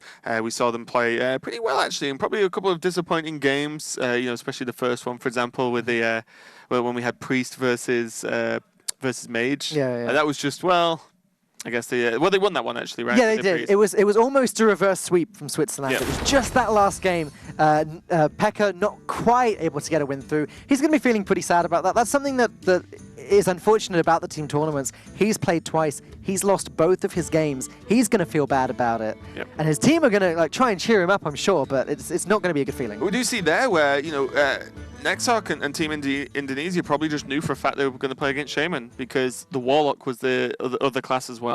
So there was Warlock, Rogue, Shaman. Rogue was played. So it's like, well, yeah, it's going to be Shaman. What do we pick out of our 2 decks to go against their 1 effectively? Right, yeah, you can get the better end of the stick there. So if it is going to go to the late game, you're right. Maybe throwing Warlock into the Ace Game series isn't the best strategy. Yep. It makes you more versatile early on, but... Yep. Yeah. Now we see already the most one-sided game of the day. I believe, no matter what anyone else says. This was very, very difficult indeed with Switzerland. Dark starting off with the mage just wasn't enough. There was a mistake there from Nexarch, so he redeemed himself by winning this last game as well. Small mistake in terms of sequencing, but in general, you know, Nexarch was under zero, not relevant in the zero slightest, pressure. right? And all that matters is that it had one more health, it did one more attack, or one less attack as a result of the misplay. It didn't make any difference whatsoever. It wasn't one that was Look at able to be this. punished. Mortal Strike off the top, number 2. The only card, I believe, in the deck that would have won him the game, as there would have been too much damage presented from Switzerland the following turn and would have won in the end. But double Mortal Strike there. That is so horrible. If you were in Pekka's position there, I mean, people would have thrown things. That's a good way to start being tilted, right? Now, Ray, on the other hand, in a pretty nice position. yeah, and I've actually seen Ray play quite a lot, and he is just the chillest of people. Yeah. He's just, I mean, this helps when you make a 30-30 and you're like, okay, I pretty much just win. But he's actually always seems quite cheerful, quite relaxed when he's playing. Yeah. And I think that might, you know, help sort of Switzerland in general and through their team. Switzerland are unfortunately now down 0-2 in this in groups now. But you know, he's always smiling, having a good time, and putting in some work with a 30-20 Twilight Drake. I just really liked watching Indonesia's expressions there when the 4-9 became a 30-30 or whatever its stats were originally. Yeah, the living mana that just ended the game from Bozo, showing the strength of the card, as you said.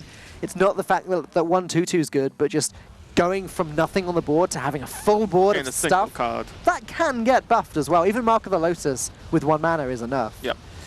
Now we see the not too long of a game here at the end, but it was pretty much Nexarch always on top here, and Pekka having to just constantly just try and defend. It got And there was so never close. there was never the big push on the board. It got so close. The Volcano was very well timed. The Devolve was very nice as well. Nice results for Switzerland from the Devolve as well. The Fade Leaf Toxin not ending up actually being helpful for Indonesia Also whatsoever. as well, we saw, look at this, right? Pekka down to just Chieftain. You know what we've not seen this game? Spear Echoes, which is effectively card draw for the deck. Yeah. We've seen Pekka just ran dry. So there was no, you know, hand refill whatsoever. Even Nexarch was running a little bit low, but still had some high-value cards. Tyrion had just died, so he has Ashbringer for a start, which is going to, you know, worth something in itself, I guess. Then the Maelstrom portal, Switzerland, Pekka was able to stay in the game for just a little bit longer, but the gentle Megasaur was just too much. Yep. Those 1/1s. Merlocks, man. 1/1s are pretty strong cards. Yeah, even with the 5/5 taunt in the form of the Jade from the Chieftain, it wasn't to be, and Indonesia did take it overall. And as I said, they're 2-1 in groups, whereas Switzerland is 0-2 now. They have everything to play for to try and stay in their group and not get disqualified. You can see how it looks. Indonesia and Bulgaria rocking the top there, and Indonesia now, after the same amount of games as Bulgaria, have a slight advantage in terms of game records. They're going to be the top. Switzerland's 0-2, all on those guys to actually get some wins under their belt soon. Yeah, well, the fact that their 2 losses were against the 2 teams that are at the top of the table right now might be the one redeeming factor. They haven't played against Brazil or China or Sweden yet, although Sweden doesn't seem like it'd be any walk in the park to play against. No, I mean, the group in general is going to be a very, very tough one indeed. But congratulations to Indonesia. We are going to be just going to a very short break while we get ready for the next match, which is going to be New Zealand versus Spain. So don't go anywhere, guys. We'll be back soon.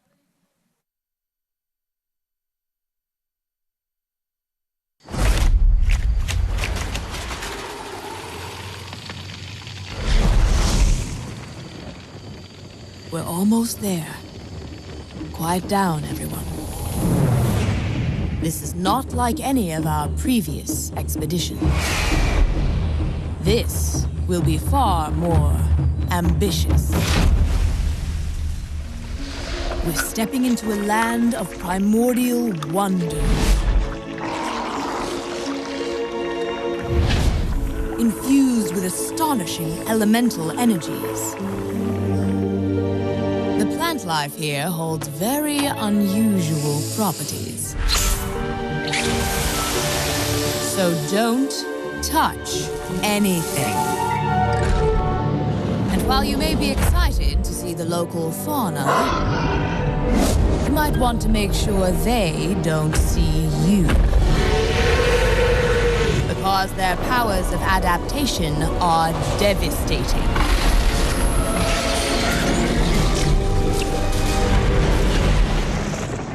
Make no mistake, we will be tested at every turn. But if we stay on our guard, we might just survive. Now then, are you ready? Then let's journey into Ongoro Crater.